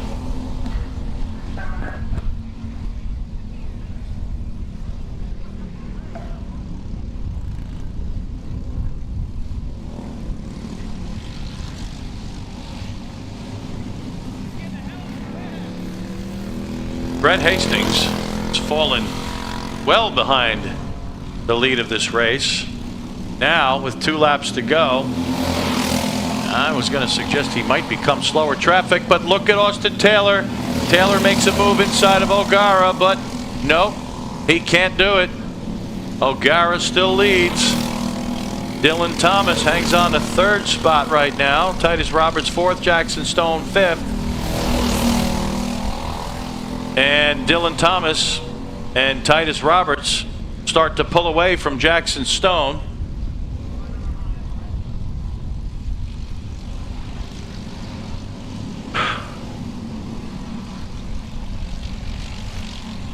Here comes Danny O'Gara.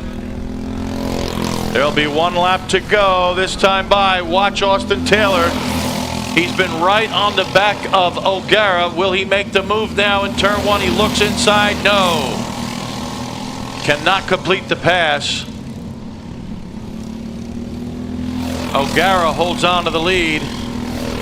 Dylan Thomas holds on to third place. Austin Taylor has been right on the bumper of O'Gara the entire way. Now they're coming up on Brett Hastings. Will Hastings become a factor with just a couple of corners left? There goes the move from Taylor. Oh, and he gets by. He gets by. Austin Taylor picks up the lead. In the final two corners, Austin Taylor takes down the mighty Danny O'Gara. Unbelievable. Dylan Thomas comes across in third. Titus Roberts fourth. Jackson Stone fifth. Well, we were watching and we suspected that might be the case. Austin Taylor felt that he was quicker, just waiting to make that move, and he really snuck up on O'Gara. What a fantastic, fantastic race that was. Lincoln Wiley will come home in seventh. Colby Hogard in eighth. Bo Schlens ninth. And Brett Hastings kind of sort of putt-putting around. There he is. He'll come home in 10th place. And that'll do it for the 206 Junior Sportsmen's. Coming up next, the penultimate event, the 206 Juniors. And then after that, last but not least, the 206 Senior Light class. So the 206 Senior Light guys and gals, head over to the grid right now, please. Thank you.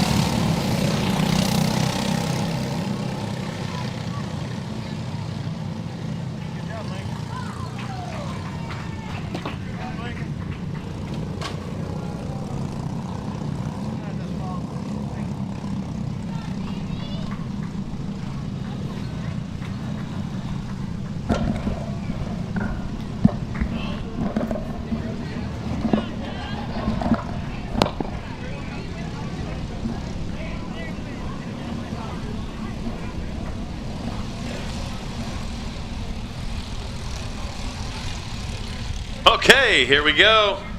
206 Juniors about to get underway. They'll be led by Braden Rudder, Sam Tutwiler, Dane Van Dyke, Leyland Anderson, Lane Gibbs, Gage Justiniano, Seth McCone, Braden Cathell, and Carter Dodd. It's a 9-car field as Rudder patiently waiting for Tutwiler to align with him. Let's see if we get the green this time. It appears as though they've all learned their lesson. They understand the format now, and the green flag flies. We're racing.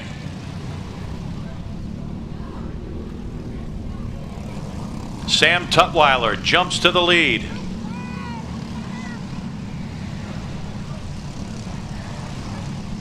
Braden Rudder, the pole sitter, falls back to second. And they start to pull away just a bit from third place. Dane Van Dyke. Van Dyke's been in a couple of races today. Very competitive.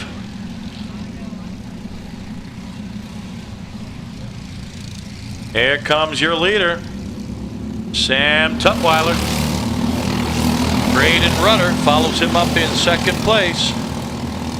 Dane Van Dyke is third. Leland Anderson fourth. Gage Justiniano fifth. And then Lane Gibbs, Maddox Hooper, Seth McCone, Carter Dodd, and Braden Cathell.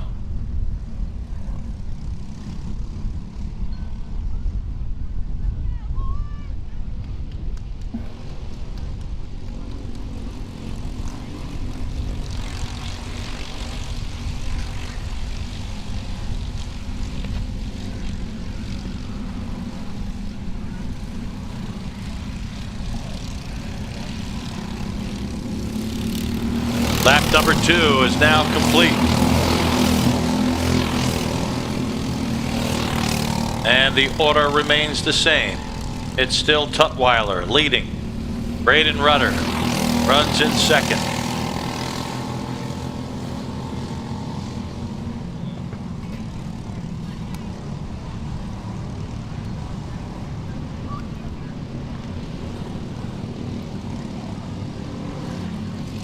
Looks like a fight for 5th place developing between Gage Justiniano and Lane Gibbs.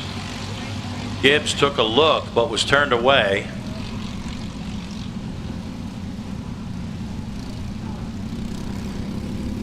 Tutwiler still leads it. Nothing has changed through the field.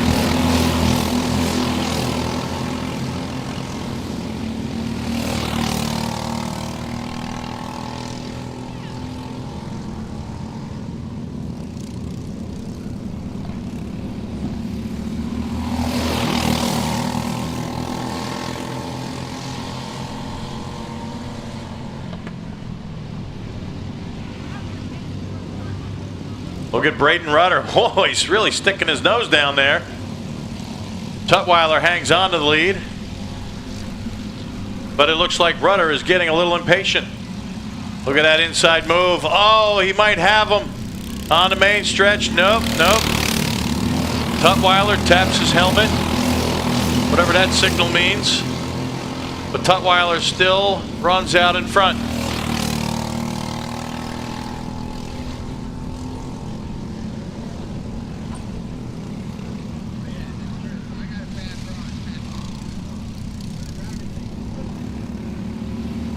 And the rest of the field is kind of strung out now. Besides the battle for the lead, it looks like Carter Dodd and Braden Cathell are the closest together.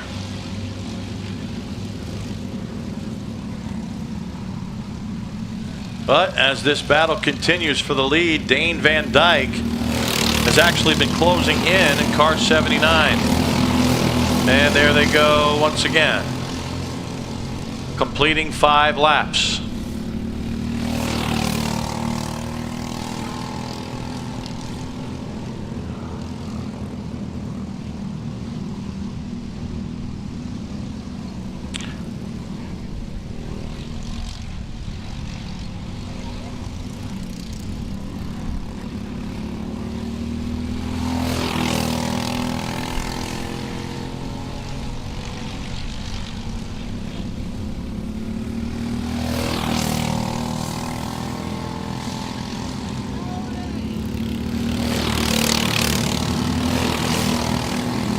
Halfway point.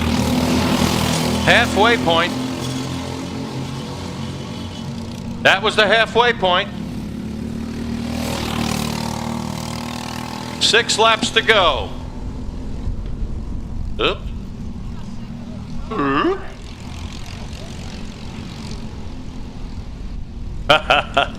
Having fun with our starter out there.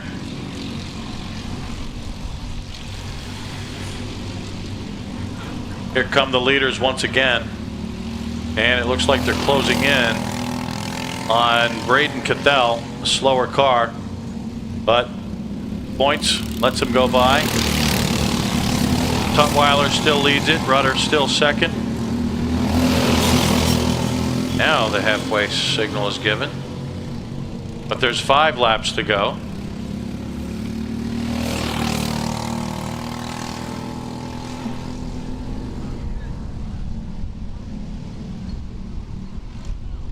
Watching the leaders. Car number 9, Sam Tutwiler. Braden Rudder. Second place. Looks to the inside. Tutwiler says no. How many classes are left? Watching these two is kind of like watching a Daytona 500. Whoa, they touched. And they're going to come around the slower car, the 28 of Carter Dodd. And that's going to allow Tutwiler to pull out just a little bit of a lead. They were nose to tail, but now they're separated by 0.4 of a second.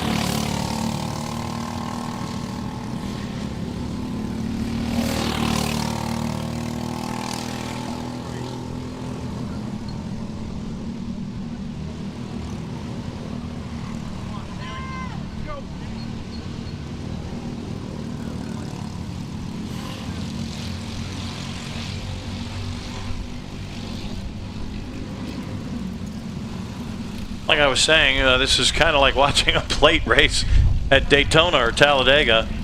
You just kind of wait and wait for that last lap move. Braden Rudder appears as though he may be waiting to do the same thing that we've seen this scenario play out before. And Rudder once again has caught up to Tutwiler. Dane Van Dyke was closing in. Now falls back just a bit. 2 seconds off the lead is Van Dyke. But the action really heats up between Gage Justiano, Lane Gibbs, Leyland Anderson, Maddox Hooper. That's a 4-car battle for 4th place.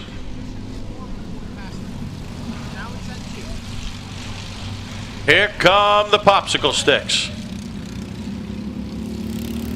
2 to go.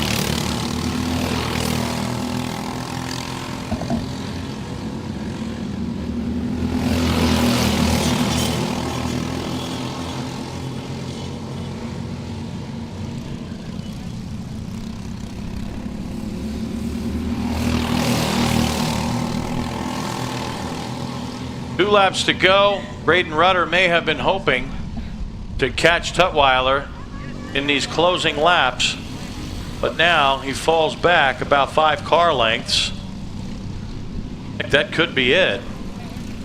White flag coming out this time. Tutwiler gets a good stick off that corner and takes the white flag. 1 lap to go. Dane Van Dyke still trying to get into the mix. Here comes that battle for 4th.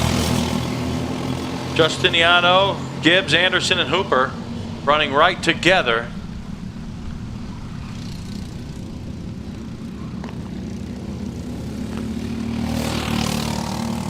No real challenge up front.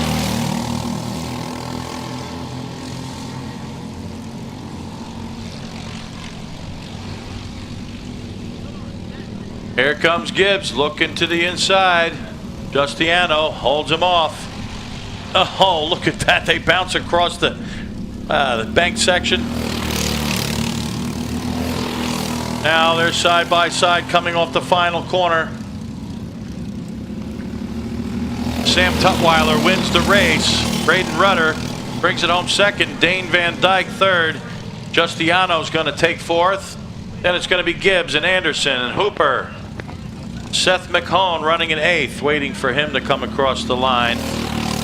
There he goes. Carter Dodd running 9th. Braden Cathell 10th as they cross the line, and that's where they finish. So congratulations, Sam Tutwiler. He wins the 206 Junior feature today. Coming up next, our final race of the day, the 206 Senior Light class. Coming up next.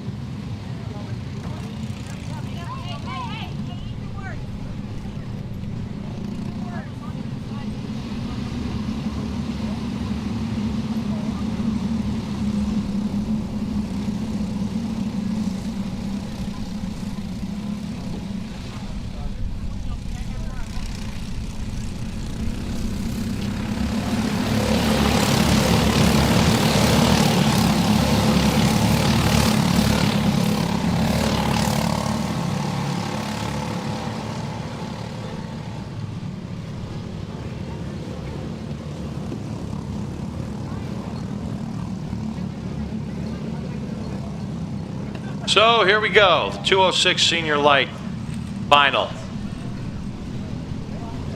The final race of the day. Cloud cover has returned, incidentally. That'll cool the track down a little bit. That could help the racing. And it appears as though we may have saved the best for last. A.J. Lund. Remember that guy? Well, he's on the pole for this one. Eli Fox, second. Then it's Levi Wilbur, Riley Baldwin in row 2. Braden Heber and Jared Howerton, row 3. Row 4, Charlie Keevan, Gavin Degerhart. Then it's Ethan Williams, Gavin Baird, Braden Mayfield, Emerson Harrington as they look for the green flag. Nice and slow. Here they go. Green is out. Green is out, and A.J. Lund looks like he's going to take the lead down in the first turn.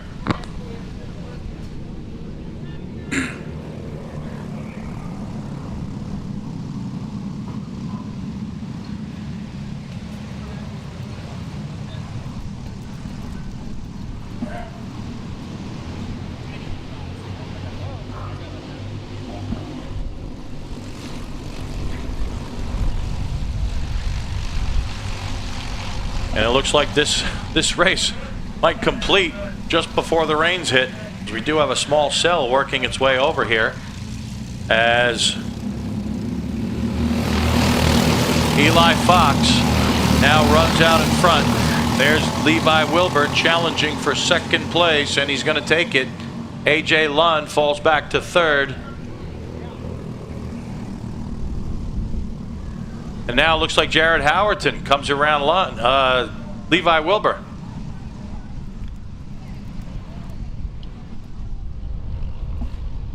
Look at the 2 leaders pull away now. Well, somebody's going pretty slowly out there. Held a couple of cars up. But now first and second have got a decent lead on Levi Wilbur. Eli, sly as a fox, leads him down across the line again. Levi Wilbur runs second now. Riley Baldwin picks up third. Oh, there's so much action going on, it's difficult to keep track of all of it. There comes the 8 car, Dylan Howerton trying to make a move. He's going to sweep to the inside, trying to get to the inside. They touch, they make contact, and there's a gesture. There's a gesture.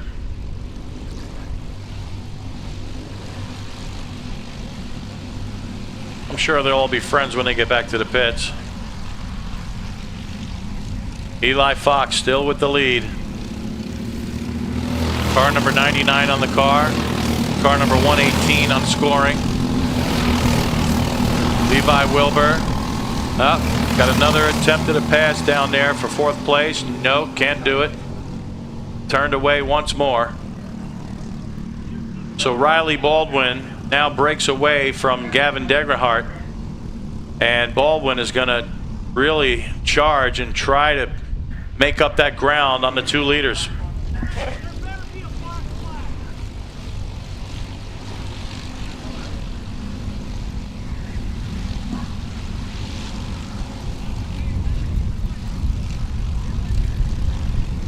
And here come the leaders once again. Look at the fight for 4th place.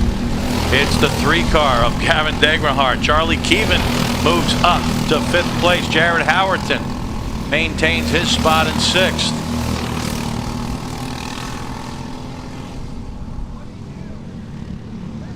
And a pass for 6th place. 7th place, Dylan Howerton going at it. Braden Heber back there. It looks like A.J. Lund may have taken that one. And another car dipping right sides off, kicking up dirt. The leaders are untouchable right now. Eli Fox still has the lead with Levi Wilbur right behind as they continue to pull away from 3rd place Riley Baldwin. 1.9 seconds was the gap last time, and this time it's 2.3, so they are indeed pulling away, and that's just what they want. Fox and Wilbur, they don't want any part of Baldwin. Baldwin has a fast car, and he's a very savvy race car driver. One of the last people they'd want to see coming up behind him. So perhaps they're just teaming up, staying in lockstep, just to keep that speed momentum going.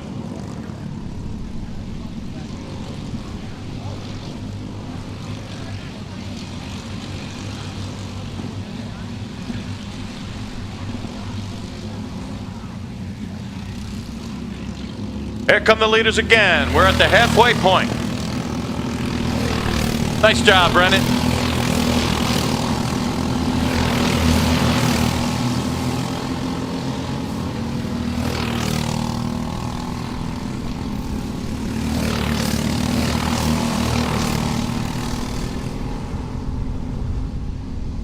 Eli Fox still with the lead. Levi Wilbur 3 car lengths back. Well, look at him. Look at him close that gap on the straightaway. So he's got the straightaway speed. And here comes Fox again. 5 laps to go.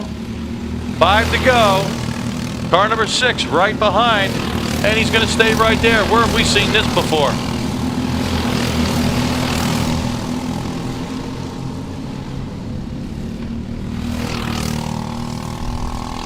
It looks as though Wilbur has the opportunity to pass, but chooses not to. And we've seen this scenario play out many times before here at Whiteland Raceway Park. Weather moving in, gets a little more tense. We're hoping to get this race in before the rainstorm. Sky darkens. Well, it started out this way and then it cleared up. Beautiful day, and now the clouds are back. 4 laps to go. 4 to go. And here comes the move from Levi Wilbur.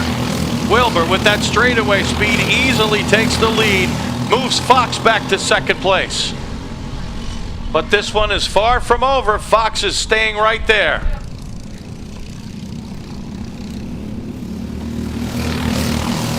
Fox looks to the inside. Wilbur turns him away. Back to the straightaway. That's the advantage for Wilbur. He's had that straightaway speed this entire race. See what happens when they get to the corners. All right, now it's going to tell. Now it will tell. 3 laps to go. Let's see what they do on the straightaway. Eli Fox is able to stay right there. Not quite as close as Wilbur was able to stay to Fox, but close enough. And now he makes the move down to the inside. What a move. Fox retakes the lead. Eli Fox back to the point.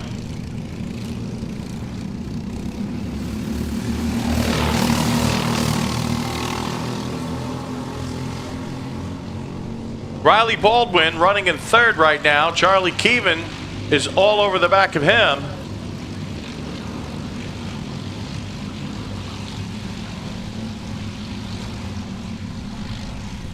But we turn our attention back to the lead, and here they come. 2 laps to go. Just 2 more times around. Look at that outside move from Wilbur.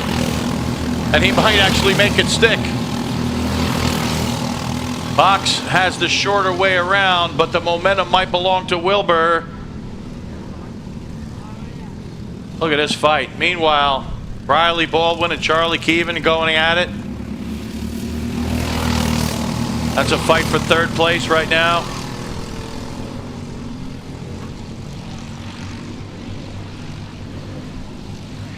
Oh, look at Fox. Wilbur goes to the outside. Fox covered that well. Sticks it down to the inside. Not letting Wilbur make the move. White flag is out. 1 more lap. Fox plays it defensive. And the 55 of Baldwin looks for 3rd place on Keevan. And Wilbur comes inside of Fox and picks up the lead. And look at Fox come back around. 2 passes in 2 corners. Incredible. Now Wilbur looks to the outside. They're on the backstretch. Will he have that straight line speed once again? He's right there, makes contact, bumping and bumping. Down to the hairpin. On the inside is Fox. He's able to maintain the lead. 1 last chance for Wilbur. No, he's not going to be able to do it. Eli Fox sees the twin checkered flags, and Eli Fox wins the 206 Senior Light. Levi Wilbur comes home in 2nd place. Charlie Keevan will take home that final podium spot. Riley Baldwin will bring it home 4th. Jared Howerton 5th. And then Dylan Howard in 6th. Braden Heber brings it home in 7th. Gavin Degenhart 8th. AJ Lund What a day he's had. He'll take 9th as Ethan Williams rounds out the top 10. So that'll do it. That was your final race. Thank you all so much for coming out to Whiteland Raceway Park. We hope you had a wonderful time. We had a great time bringing this racing to you. God bless you. We'll see you all next time. Bye.